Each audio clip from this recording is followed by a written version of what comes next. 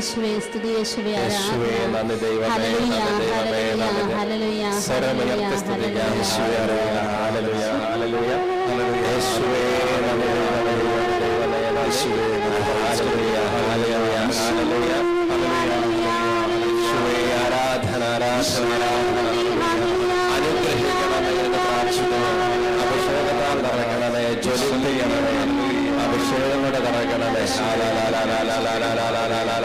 എല്ലാവരും സ്തുതിച്ച് പ്രാർത്ഥിക്കട്ടെ, സ്വരമുയർത്തി സ്തുതിക്കട്ടെ.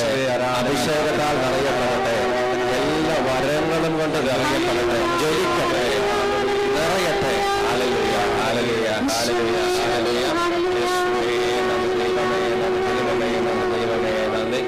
ഹല്ലേലൂയ, ഹല്ലേലൂയ, ഹല്ലേലൂയ, ഹല്ലേലൂയ, ഹല്ലേലൂയ. തുടർന്നുള്ള നമ്മുടെ ശുശ്രൂഷകൾ മുഴുവനും പരിശുദ്ധ അമ്മയുടെ വിമല ഹൃദയത്തിലേക്ക് നമുക്ക് പ്രതിഷ്ഠിക്കാം. കരങ്ങൾ ഹൃദയത്തോടൊന്ന് ചേർത്ത് വെച്ച് പരിശുദ്ധ അമ്മയുടെ ശക്തമായ മാധ്യസ്ഥം നമുക്ക് തേടാം. സകല വിശുദ്ധന്മാരോട് പ്രാർത്ഥിക്കാം. പ്രത്യേകിച്ച് നമ്മുടെ ഓരോരുത്തരുടെയും കാവൽ മാലാഹയുടെ സംരക്ഷണം ഈ സമയമുണ്ടാകട്ടെ. എല്ലാവരും ചേർന്ന് സ്വരമുയർത്തി പ്രാർത്ഥിക്കുന്നു. നന്മ നിറഞ്ഞ മറിയമേ സുസ്തി, കർത്താവ് അങ്ങയോടുകൂടെ സ്ത്രീകൾ അനുഗ്രഹിക്കപ്പെട്ടവളാകുന്നു, അങ്ങയുടെ ഉദരത്തിൻ ഫലമായി ഈശോ അനുഗ്രഹിക്കപ്പെട്ടവനാകുന്നു. പരിശുദ്ധ മറിയമേ, പാപികളായ ഞങ്ങൾക്ക് വേണ്ടി എപ്പോഴും ഞങ്ങളുടെ മരണസമയത്തും തമ്പുരാനോട് അപേക്ഷിക്കണമേ. ഒരിക്കൽ കൂടി സ്വരമുയർത്തി നന്മ നിറഞ്ഞ മറിയമേ സുസ്തി, കർത്താവ് അങ്ങയോടുകൂടെ സ്ത്രീകൾ അനുഗ്രഹിക്കപ്പെട്ടവളാകുന്നു, അങ്ങയുടെ ഉദരത്തിൻ ഫലമായി ഈശോ അനുഗ്രഹിക്കപ്പെട്ടവനാകുന്നു. പരിശുദ്ധ മറിയമേ തമ്പുരാന്റെ അമ്മേ, പാപികളായ ഞങ്ങൾക്ക് വേണ്ടി എപ്പോഴും ഞങ്ങളുടെ മരണസമയത്തും തമ്പുരാനോട് അപേക്ഷിക്കണമേ. കുട്ടികളുടെ സെഷനും ഒപ്പം തന്നെ ഇംഗ്ലീഷ് സെഷനും അതെല്ലാം സമർപ്പിച്ചുകൊണ്ട് അഭിഷേകത്താൽ നിറയ്ക്കണമേ എന്ന പ്രാർത്ഥനയോടെ നന്മ നിറഞ്ഞ മറിയമേ സുസ്തി, കർത്താവ് അങ്ങയോടുകൂടെ സ്ത്രീകളിൽ അനുഗ്രഹിക്കപ്പെട്ടവളാകുന്നു, അങ്ങയുടെ ഉദരത്തിൻ ഫലമായി ഈശോ അനുഗ്രഹിക്കപ്പെട്ടവനാകുന്നു. പരിശുദ്ധ മറിയമേ തമ്പുരാന്റെ അമ്മേ, പാപികളായ ഞങ്ങൾക്ക് വേണ്ടി എപ്പോഴും ഞങ്ങളുടെ മരണസമയത്തും തമ്പുരാനോട് അപേക്ഷിക്കണമേ. ഈശോ മിശിഹായുടെ വാഗ്ദാനങ്ങൾക്ക് ഞങ്ങൾ എല്ലാവരും യോഗ്യരാകുവാൻ നിത്യസ്തുതി യോഗ്യമായ പരിശുദ്ധ പരമദിവ്യകാരുണ്യത്തിന് വിശുദ്ധ കുർബാനയിലൂടെ ഞങ്ങളുടെ ജീവിതത്തിലേക്ക് കടന്നു വന്ന പരിശുദ്ധ പരമദിവ്യകാരുണ്യത്തിന് ഞങ്ങളുടെ കൂടെ വസിക്കുന്ന പരിശുദ്ധ പരമദിവ്യകാരുണ്യത്തിന് പ്രൈസ് ദി ലോർഡ്. ഹല്ലേലൂയ. വലതുകരം ഉയർത്തി ഹല്ലേലൂയ. കരങ്ങളൊന്ന് വീശി ഹല്ലേലൂയ. നല്ല ഉച്ചത്തിൽ പറഞ്ഞേ ഹല്ലേലൂയ. ഓക്കെ, ഈശോ മിശിഹായിക്ക് സ്തുതിയായിരിക്കട്ടെ. തൊട്ടടുത്ത് നിൽക്കുന്നവർക്ക് സ്തുതി കൊടുത്തിട്ട് നമുക്കിരിക്കാം. സന്തോഷത്തോടെ നമുക്ക് എന്നിട്ടിരിക്കാം. ഇരിക്കാം.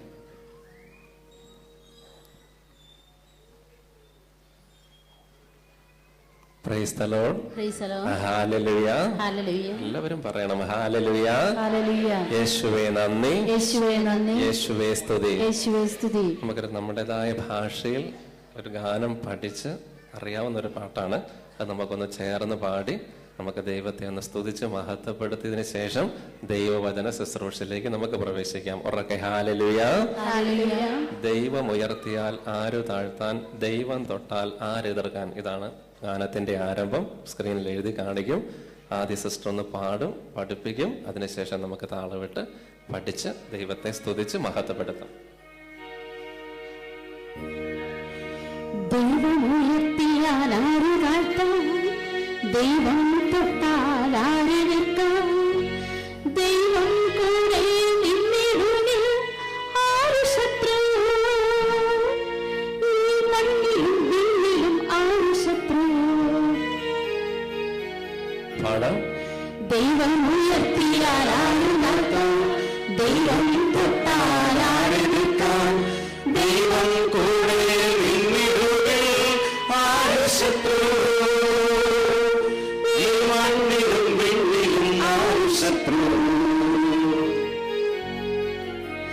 ദൈവം കൊള്ളുന്നാൽ ആരടയ്ക്കാൻ, എന്റെ ദൈവം കൊളുത്തിയാൽ ആരണയ്ക്കാൻ. ദൈവം കൂടെ നിന്നിടുകിൽ എന്നർത്ഥം, ഈ മണ്ണിലും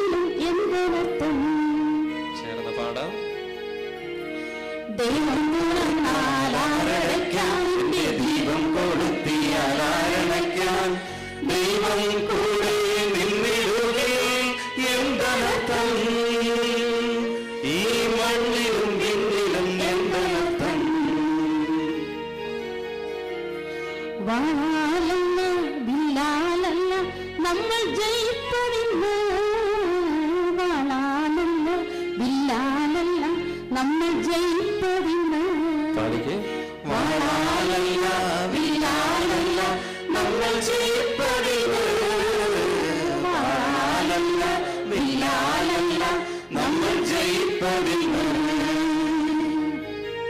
കൊച്ചു കവിതയും കല്ലുമായി കൊച്ചു ദാവീദ് ജയിച്ചു വന്നു, കൊച്ചു കവിതയും കല്ലുമായി കൊച്ചു ദാവീദ് ജയിച്ചു വന്നു. ശക്തിയിലും ദൈവം കൂടെയുണ്ട്, ശക്തി തരാനൊപ്പമുണ്ട്, തിന്മയിലും ശക്തികളെ ഞാൻ ഭയന്നിടുകില്ല.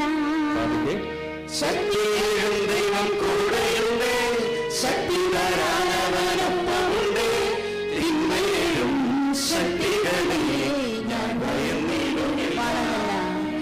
വാളാലല്ല വില്ലാലല്ല നമ്മൾ ജയിപ്പതിന്, വാളാലല്ല വില്ലാലല്ല നമ്മൾ ജയിപ്പതിന്, വാളാലല്ല വില്ലാലല്ല നമ്മൾ ജയിപ്പതിന്, വാളാലല്ല വില്ലാലല്ല നമ്മൾ ജയിപ്പതിന്.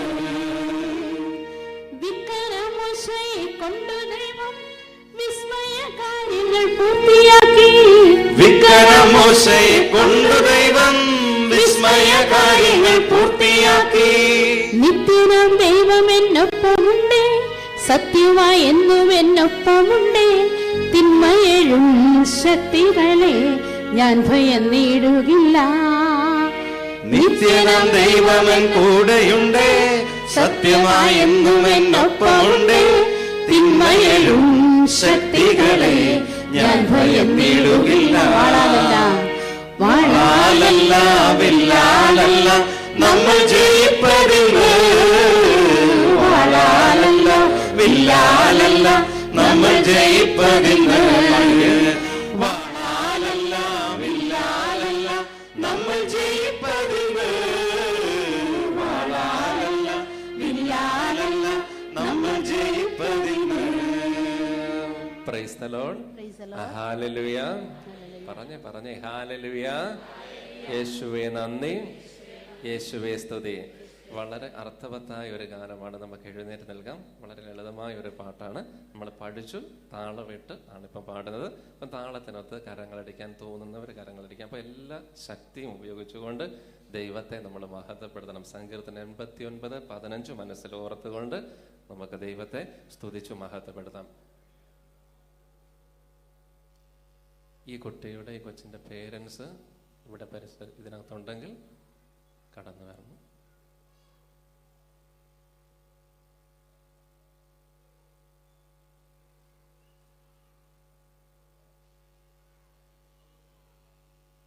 സങ്കടപ്പെടണ്ട, അവന് ഭയങ്കര വിഷമമായി. കൊച്ചിനല്ല, കൊച്ചു പിടിച്ചോണ്ട് നമ്മൾ എന്തെങ്കിലും ചെയ്യും. ആ കൊച്ചിന്റെ പേരൻസ് ഇവിടെയുണ്ടാകും.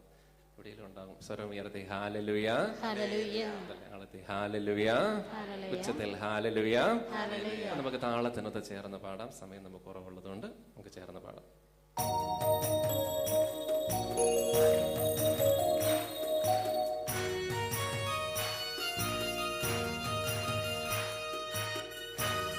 നന്നായിട്ട് അടിച്ച് ജീവനോടെ അടിക്കണം.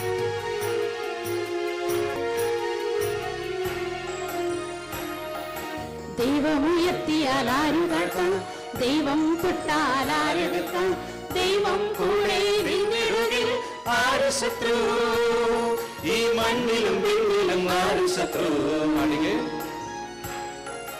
ദൈവം തുറന്നാൽ ആരടയ്ക്കാൻ, നിന്റെ ദൈവം കൊടുത്തിയാൽ ആരണയ്ക്കാൻ, ദൈവം കൂടെ നിന്നിടുകിൽ എന്തനർത്ഥം, ഈ മണ്ണിലും പിന്നിലും എന്തനർത്ഥം. വാളാലല്ല വില്ലാലല്ല നമ്മൾ ജയിപ്പതിന്, വാളാലല്ല വില്ലാലല്ല നമ്മൾ ജയിപ്പതിന്, വാളാലല്ല വില്ലാലല്ല നമ്മൾ ജയിപ്പതിന്, വാളാലല്ല വില്ലാലല്ല നമ്മൾ ജയിപ്പതിന്. കരങ്ങൾ ഉയർത്തി നടിച്ച് താളത്തിനത്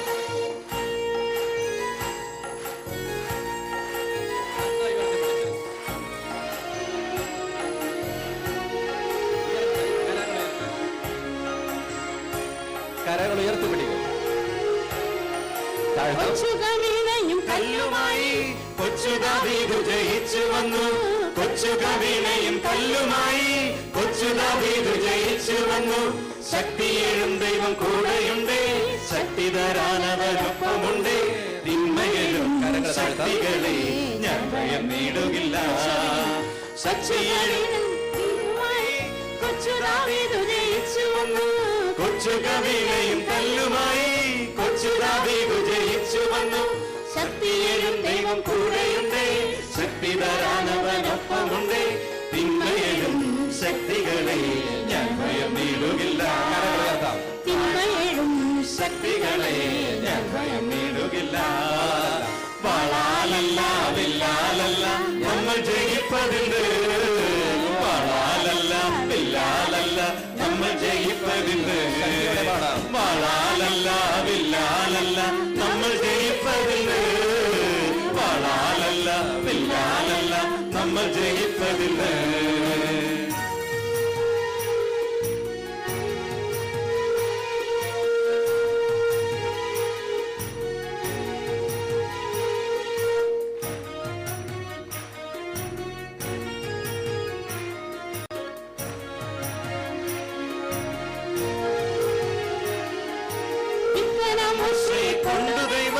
വിസ്മയകാര്യങ്ങൾ പൂർത്തിയാക്കി. വിക്കന മോശയെ കൊണ്ട് ദൈവം വിസ്മയകാര്യങ്ങൾ പൂർത്തിയാക്കി. നിത്യനാം ദൈവമൻ കൂടെയുണ്ട്, സത്യമായി എന്നും എന്നൊപ്പമുണ്ട്. തിന്മയിലും ശക്തികളെ ഞാൻ ഭയപ്പെടുകില്ല. തിന്മയിലും ശക്തികളെ ഞാൻ ഭയപ്പെടുകില്ല. കൊണ്ട് ദൈവം വിസ്മയകാര്യങ്ങൾ പൂർത്തിയാക്കി. വിക്കന മോശയെ കൊണ്ട് ദൈവം വിസ്മയകാര്യങ്ങൾ പൂർത്തിയാക്കി. നിത്യനാം ദൈവമൻ കൂടെയുണ്ട്, സത്യമായി എന്നും എന്നൊപ്പമുണ്ട്. തിന്മയിലും ശക്തികളെ ഞാൻ ഭയം നേടുകില്ല. തിന്മയിലും ശക്തികളെ ഞാൻ ഭയം നേടുകില്ല. വാളാലല്ല വില്ലാലല്ല നമ്മൾ ജയിപ്പതുണ്ട്. വാളാലല്ല വില്ലാലല്ല നമ്മൾ ജയിപ്പതുണ്ട്. വാളാലല്ല വില്ലാലല്ല നമ്മൾ ജയിപ്പതുണ്ട്. വാളാലല്ല വില്ലാലല്ല നമ്മൾ ജയിപ്പതുണ്ട്. വാളാലല്ല വില്ലാലല്ല നമ്മൾ ജയിപ്പതുണ്ട്. വാളാലല്ല വില്ലാലല്ല നമ്മൾ ജയിപ്പതുണ്ട്. വാളാലല്ല വില്ലാലല്ല നമ്മൾ ജയിപ്പതുണ്ട്. വാളാലല്ല വില്ലാലല്ല നമ്മൾ ജയിപ്പതുണ്ട്. വാളാലല്ല വില്ലാലല്ല നമ്മൾ ജയിപ്പതുണ്ട്. വാളാലല്ല വില്ലാലല്ല നമ്മൾ ജയിപ്പതുണ്ട്. കരങ്ങളും എല്ലാവരും കരങ്ങളും ഉയർത്തിപ്പിടിച്ച് ഇരുകരങ്ങളും തലയ്ക്ക് മുകളിലേക്ക് ഉയർത്തിപ്പിടിച്ച് കണ്ണുകളടച്ചുകൊണ്ട് തമ്പുരാന്റെ വലിയ സാന്നിധ്യം ഈ സമയം അനുസ്മരിച്ചുകൊണ്ട് എല്ലാവരും ചേർന്ന് സ്വരമുയർത്തി കർത്താവിനെ സ്തുതിക്കട്ടെ. ഹല്ലേലൂയ, ഹല്ലേലൂയ, ഹല്ലേലൂയ, glory to God. Praise to God. ഹല്ലേലൂയ, ഹല്ലേലൂയ, ഹല്ലേലൂയ. യേശുവേ, യേശുവേ, ആരാധന, ആരാധന, ആരാധന, ആരാധന, ആരാധന, ആരാധന. ഹല്ലേലൂയ, ഹല്ലേലൂയ, ഹല്ലേലൂയ. ഹല്ലേലൂയ, ഹല്ലേലൂയ. സ്തുതിച്ച് പ്രാർത്ഥിക്കുന്നു. യേശുവേ നന്ദി, ദൈവമേ സ്തോത്രം. ഹല്ലേലൂയ, യേശുവേ നന്ദി. ഹല്ലേലൂയ, ഹല്ലേലൂയ, ഹല്ലേലൂയ, ഹല്ലേലൂയ, ഹല്ലേലൂയ. നന്ദി ദൈവമേ. പരിശുദ്ധാത്മാവേ നന്ദി. ഹല്ലേലൂയ, ഹല്ലേലൂയ, ഹല്ലേലൂയ, ഹല്ലേലൂയ, ഹല്ലേലൂയ, ഹല്ലേലൂയ, ഹല്ലേലൂയ. യേശുവേ നന്ദി ദൈവമേ, നന്ദി ദൈവമേ. നമുക്ക് ഈ തിരുവചന ഭാഗം ശ്രദ്ധയോടെ ശ്രവിക്കാം. അതിനുശേഷം നമുക്ക് ഇരിക്കാം. വിശുദ്ധ യോഹന്നാന്റെ സുവിശേഷം 6-ാം അധ്യായം 52 മുതൽ 58 വരെയുള്ള തിരുവചനങ്ങൾ.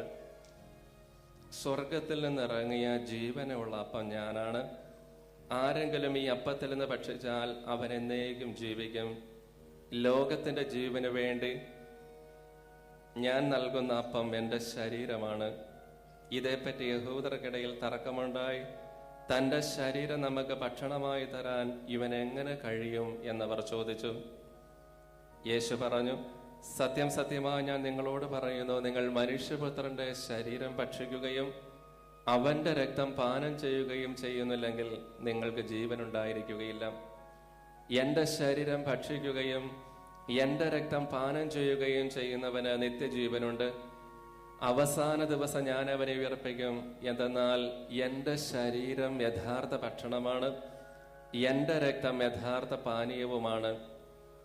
എന്റെ ശരീരം ഭക്ഷിക്കുകയും എന്റെ രക്തം പാനം ചെയ്യുകയും ചെയ്യുന്നവൻ എന്നിലും ഞാൻ അവനിലും വസിക്കുന്നു. ജീവിക്കുന്നവനായ പിതാവ് എന്നെ അയച്ചു, ഞാൻ പിതാവ് മൂലം ജീവിക്കുന്നു. അതുപോലെ എന്നെ ഭക്ഷിക്കുന്നവൻ ഞാൻ മൂലം ജീവിക്കും. ഇത് സ്വർഗത്തിൽ നിന്നിറങ്ങി വന്ന അപ്പമാണ്. പിതാക്കന്മാർ മന്ന ഭക്ഷിച്ചു, എങ്കിലും മരിച്ചു. അതുപോലെ അല്ല ഈ അപ്പം. ഇത് ഭക്ഷിക്കുന്നവൻ എന്നേക്കും ജീവിക്കും. നമ്മുടെ കർത്താവായ മിശിഹായിക്ക് സ്തുതി. Price the lord. ഹല്ലേലൂയ. സന്തോഷത്തോടെ പറഞ്ഞേ ഹല്ലേലൂയ. ശാന്തായിട്ടിരിക്കും. മിശിഹായിൽ ഏറെ സ്നേഹമുള്ള ദൈവമക്കളെ, വലിയ സന്തോഷത്തോടും അതിലുപരി ആത്മാഭിമാനത്തോടും കൂടിയാണ് നിങ്ങളുടെ മുമ്പിൽ ഈ ശുശ്രൂഷയ്ക്ക് നിങ്ങളോടൊപ്പം ഞാനുമാകുന്നത്. 7 വർഷം ഒരുമിച്ച് കളിച്ച്, ഒരുമിച്ച് പഠിച്ച്, ഒരുമിച്ച് പ്രാർത്ഥിച്ച ഞങ്ങളുടെ ഒരു സുഹൃത്ത് എന്ന് പറഞ്ഞാൽ സൂജി അച്ഛൻ ഈ വലിയൊരു ശുശ്രൂഷ ദൈവം നടത്താൻ വേണ്ടി കാലഘട്ടത്തിന്റെ പ്രവാചകനായി ദൈവം അദ്ദേഹത്തെ തെരഞ്ഞെടുത്തതിനെ ഓർത്ത് ഞാൻ അഭിമാനിക്കുന്നു. ഉറക്കെ hallelujah. I am really proud of him. ഉറക്കെ ഹല്ലേലൂയ. യേശുവേ നന്ദി, യേശുവേ സ്തുതി. നമുക്ക് അച്ഛനു വേണ്ടി പ്രത്യേകം പ്രാർത്ഥിക്കാം. കൂടുതൽ അഭിഷേകവും കൃപയും യൂറോപ്പ് ദേശം മുഴുവനും ലോകം മുഴുവനും ഉണ്ടാകട്ടെ എന്നും ഞാൻ പ്രത്യേകം ഈ നിമിഷം പ്രാർത്ഥിക്കുകയും ചെയ്യുന്നു. നമ്മളൊരു സ്വല്പസമയം വചന ശുശ്രൂഷയ്ക്ക് വേണ്ടി നമ്മൾ മാറ്റുന്നു. വായിച്ച തിരുവചന ഭാഗത്തെ ഒന്ന് വ്യാഖ്യാനിക്കാൻ വേണ്ടിയാണ് ഞാൻ നിൽക്കുന്നത്. വിശുദ്ധ യോഹന്നാന്റെ സുവിശേഷം 6-ാം അധ്യായം 52 മുതൽ 58 വരെയുള്ള വചനമാണ് ഞാൻ വായിച്ച് കേൾപ്പിച്ചത്. നമ്മൾ പലതവണ വായിക്കുകയും ധ്യാനിക്കുകയും കേൾക്കുകയും മനസ്സിൽ സൂക്ഷിക്കുകയും ചെയ്തിട്ടുള്ള ജീവിക്കുന്ന ദൈവത്തിന്റെ വചനമാണ് നമ്മൾ ശ്രവിച്ചത്. സ്വർഗത്തിൽ നിന്നിറങ്ങിയ ജീവനുള്ള അപ്പം ഞാനാണ്. ആരെങ്കിലും ഈ അപ്പത്തിൽ നിന്ന് ഭക്ഷിച്ചാൽ അവൻ എന്നേക്കും ജീവിക്കും. ലോകത്തിന്റെ ജീവന് വേണ്ടി ഞാൻ നൽകുന്ന അപ്പം എൻ്റെ ശരീരമാണ്. എന്നിട്ട് ഈശോ പറയുന്നു, പിതാക്കന്മാർ മരുഭൂമിയിൽ വെച്ച് പണ്ട് മന്ന ഭക്ഷിച്ചു. 40 സംവത്സരം ഈജിപ്തിന്റെ അടിമത്തിൽ നിന്നും കാനാൻ ദേശത്തേക്കുള്ള വിമോചന യാത്രയിൽ പിതാക്കന്മാർ മരുഭൂമിയിൽ വെച്ച് മന്ന ഭക്ഷിച്ചു. പക്ഷെ അവരെല്ലാവരും മരിച്ചുപോയി. അതുപോലെ അല്ല ഈ അപ്പം. ഇത് ഭക്ഷിക്കുന്നവൻ എന്നേക്കും ജീവിക്കും. സ്വരം ഉയർത്തി ഹല്ലേലൂയ. ഉച്ചത്തിൽ ഹല്ലേലൂയ. ഇതാ നമ്മളെ ഒരുമിച്ച് ചേർക്കുന്നത്. ഈ വിശുദ്ധമായ ബലിപീഠത്തിൽ അല്പസമയം മുമ്പ് പരികർമ്മം ചെയ്യപ്പെട്ട പരിശുദ്ധ കുർബാനയിലൂടെ യേശു സ്വയം വെളിപ്പെടുത്തി തന്നു, എൻ്റെ ശരീരമാണിത്. എന്നിട്ട് താരതമ്യം ചെയ്യുന്നത് എങ്ങനെയാണ്? പിതാക്കന്മാർ പണ്ട് മരുഭൂമിയിൽ വെച്ച് മന്ന ഭക്ഷിച്ചു, അതുപോലെ അല്ല ഇത്. ഇത് ഭക്ഷിക്കുന്നവൻ എന്നേക്കും ജീവിക്കും. അവൻ ഒരിക്കലും മരിക്കുകയില്ല. ഉറക്കെ പറയാം ഹല്ലേലൂയ. ഇവിടുത്തെ വലിയ സ്നേഹത്തെയും ദാനത്തെയും കാരുണ്യത്തെയും ഓർത്ത് ഹല്ലേലൂയ. അപ്പൊ ഇതാ പരിശുദ്ധ കുർബാന എന്ന് പറയുന്നത്. It's A mystery. ഇത് രഹസ്യം. ഈ രഹസ്യത്തിന്റെ ചുരുളഴിക്കാൻ മനുഷ്യബുദ്ധിക്ക് എത്രമാത്രം മനുഷ്യബുദ്ധി കൊണ്ട് പരിശ്രമിച്ചാലും ഈ വിശ്വാസത്തിന്റെ രഹസ്യം മനുഷ്യബുദ്ധി കൊണ്ട് വെളിപ്പെടുത്തിയെടുക്കാനായിട്ട് കഴിയില്ല. ഈ രഹസ്യം നമ്മളെ ഒരുമിച്ച് കൂട്ടുന്നത്. ഈ രഹസ്യമാണ് നമ്മുടെ ആധ്യാത്മികത എന്ന് പറയുന്നത്. ഈ രഹസ്യമാണ് നമ്മുടെ ജീവിതത്തിന്റെ കേന്ദ്രം എന്ന് പറയുന്നത്. സ്വരമുയർത്തി സന്തോഷത്തോടെ പറഞ്ഞേ ഹല്ലേലൂയ. ഇതുപോലെ ഉറക്കെ ഹല്ലേലൂയ.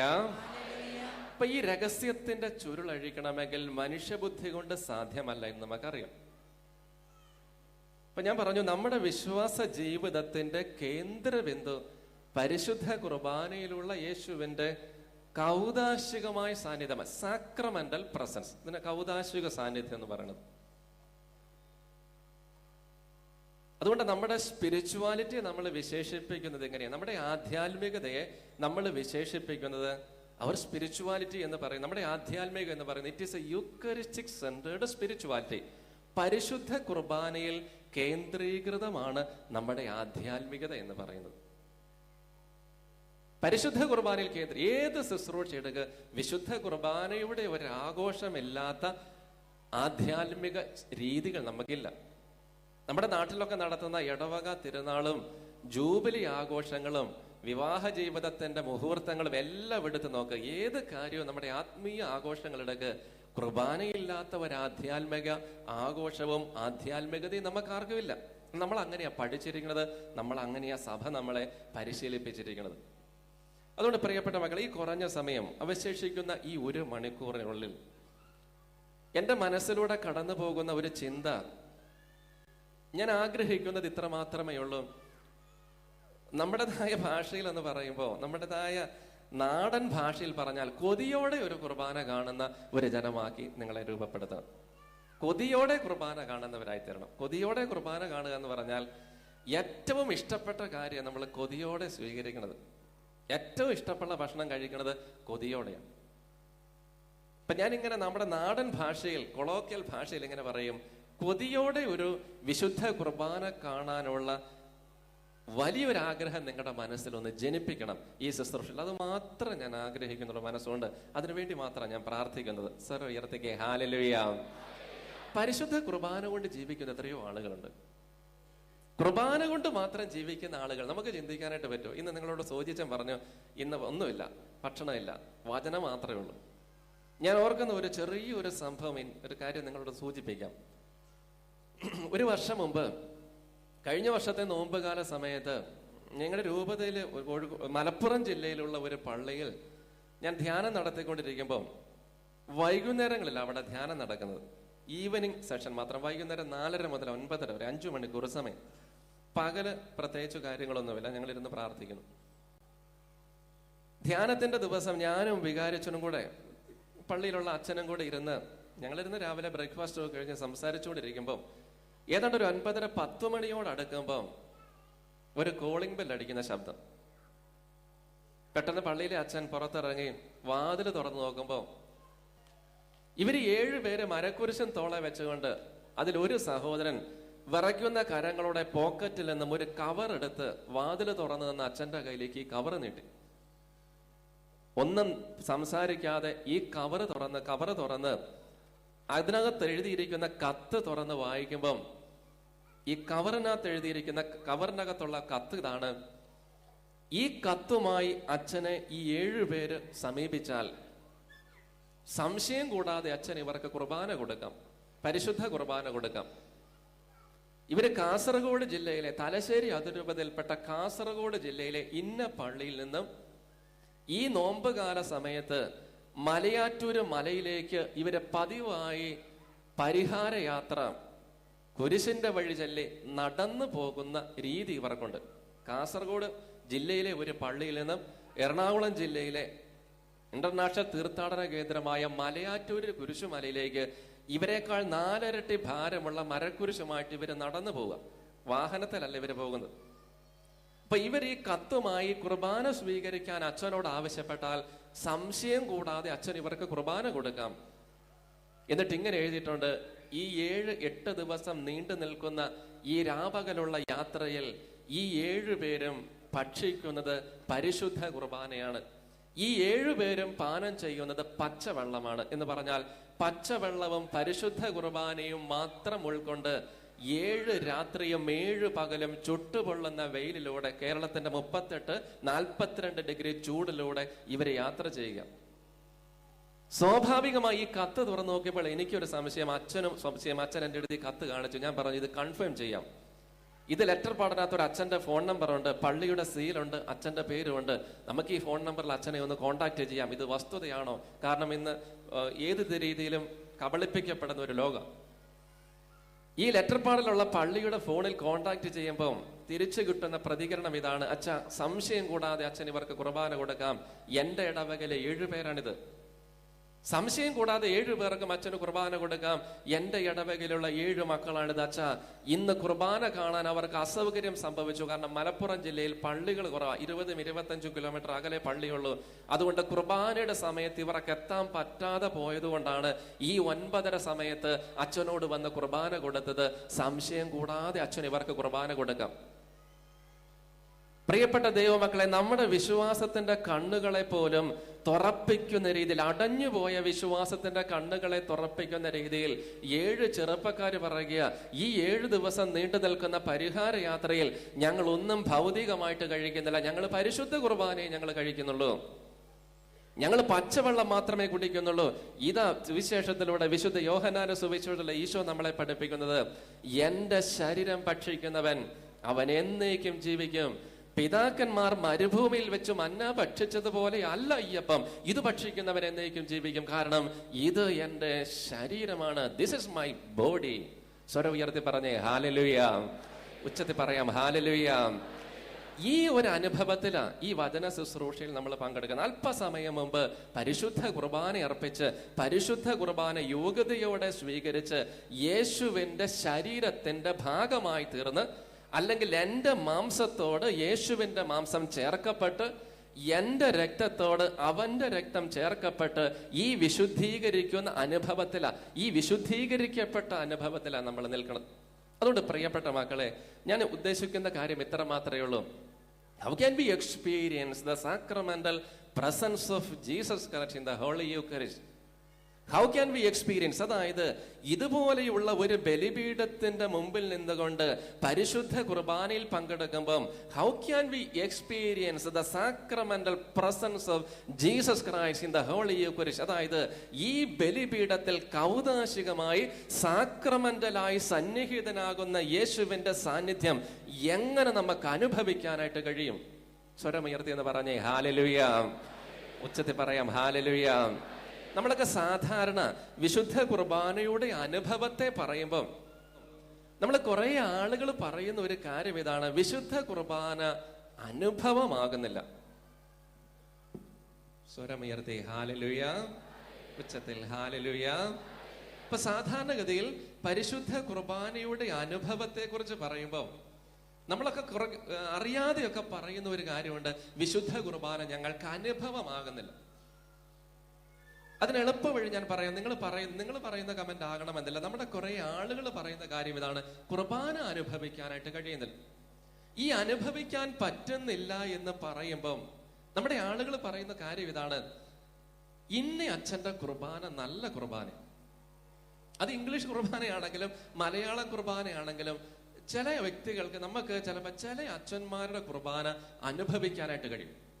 ചില അച്ഛന്മാരുടെ കുർബാന അങ്ങ് അനുഭവിക്കാനായിട്ട് കഴിയും. അതുകൊണ്ട് പറയും ഇപ്രാവശ്യം അല്ലെങ്കിൽ ഇന്ന അച്ഛന്റെ കുർബാന, അത് കുർബാനയിൽ പങ്കെടുത്താൽ നല്ലൊരു അനുഭവമാണ്. അങ്ങനെ പറയുന്ന ആളുകളുണ്ട്. നിങ്ങൾ ആരും അങ്ങനെ പറയില്ല. Because you are very spiritual. നിങ്ങൾ ഭയങ്കര സ്പിരിച്വലായ ആളുകളായതുകൊണ്ട് നിങ്ങൾ അങ്ങനെ പറയാനുള്ള സാധ്യതകളില്ല. അതായത് കുർബാനയുടെ അനുഭവത്തെ കുറിച്ച് പറയുമ്പോൾ പറയുക, ഈ അച്ഛന്റെ കുർബാന നല്ലതാ, അല്ലെങ്കിൽ ഇന്ന അച്ഛന്റെ കുർബാന അത്ര ഭക്തിയില്ല. അച്ഛൻ ചെല്ലുന്ന രീതി, പാട്ടുപാടുന്ന രീതി, വചന ശുശ്രൂഷ, ഇതിനൊക്കെ താരതമ്യപ്പെടുത്തിക്കൊണ്ട് പറയും ഇന്ന അച്ഛന്റെ കുർബാന നല്ലത്. അപ്പൊ ഞാൻ ഇങ്ങനെ പറയും, ഏതെങ്കിലും ഒരു അച്ഛന്റെ കുർബാന നല്ലത് എന്ന് നമ്മൾ പറയുകയാണെങ്കിൽ, അല്ലെങ്കിൽ ഏതെങ്കിലും ചില അച്ഛന്മാരുടെ കുർബാന അനുഭവത്തിന്റെ തലത്തിലേക്ക് എനിക്ക് എത്തുന്നില്ല എന്ന് പറഞ്ഞാൽ, അതിനർത്ഥം ഞാൻ പറയും വിശുദ്ധ കുർബാന എന്താന്ന് അറിയാതെ പോകുന്നത് കൊണ്ടാണ്. സ്വരം ഉയർത്തി പറഞ്ഞേ ഹല്ലേലൂയ.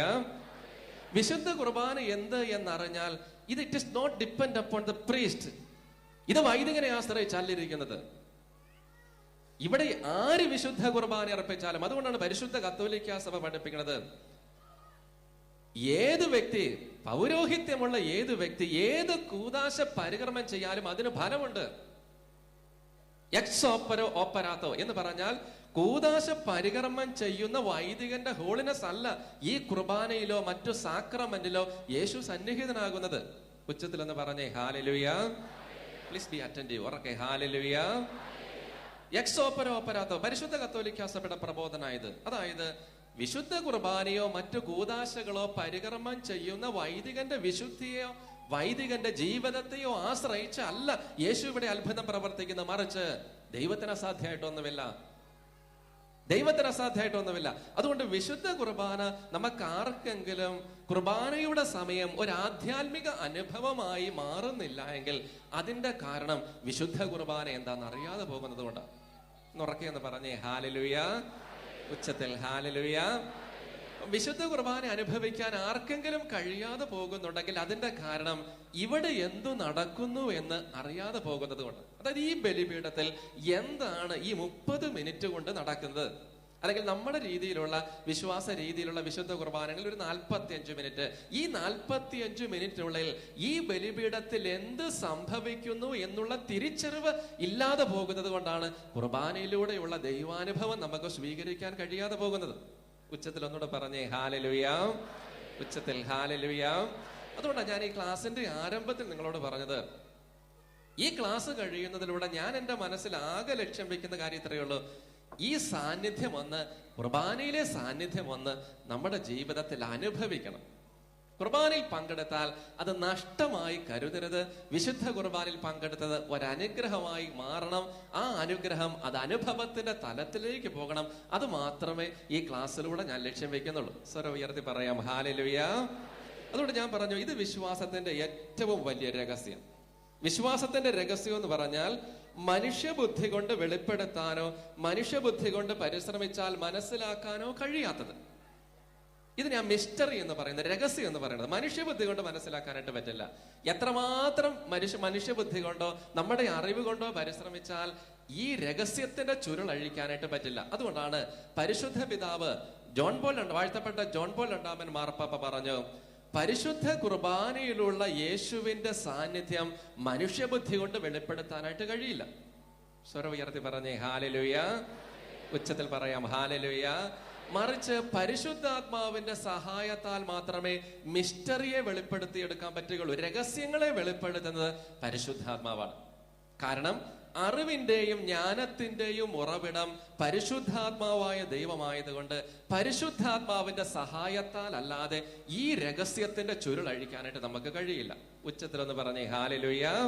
അതുകൊണ്ട് കണ്ണുകളടച്ച് വലതുകരം ഉയർത്തി, അച്ഛൻ ചൊല്ലിത്തരുന്ന പ്രാർത്ഥന മക്കൾ സ്വരം ഉയർത്തി ചെല്ലണം. എല്ലാവരും വലതുകരം ഉയർത്തി പരിശുദ്ധാത്മാവിന്റെ സഹായം യാചിച്ച് പ്രാർത്ഥനയോടെ വിശ്വാസത്തിന്റെ കുർബാനയിലുള്ള രഹസ്യത്തിന്റെ ചുരുളഴിക്കാൻ പരിശുദ്ധാത്മാവിനോട് പ്രാർത്ഥിക്കാൻ ചൊല്ലിത്തരുന്ന പ്രാർത്ഥന മക്കൾ ഏറ്റു ചെല്ലണം. പരിശുദ്ധാത്മാവായ ദൈവമേ, ഇത്ര വച്ച പറഞ്ഞാൽ പോരാ, ഉറക്കെ, പരിശുദ്ധാത്മാവായ ദൈവമേ, പരിശുദ്ധ കുർബാനയാകുന്ന വിശ്വാസത്തിന്റെ വലിയ രഹസ്യങ്ങൾ എന്റെ ബുദ്ധി കൊണ്ട് മനസ്സിലാക്കാൻ പരിശുദ്ധാത്മാവായ ദൈവമേ ഈ മണിക്കൂറിൽ ഉറക്കെ എന്നെ സഹായിക്കണമേ, ഞങ്ങളെ സഹായിക്കണമേ.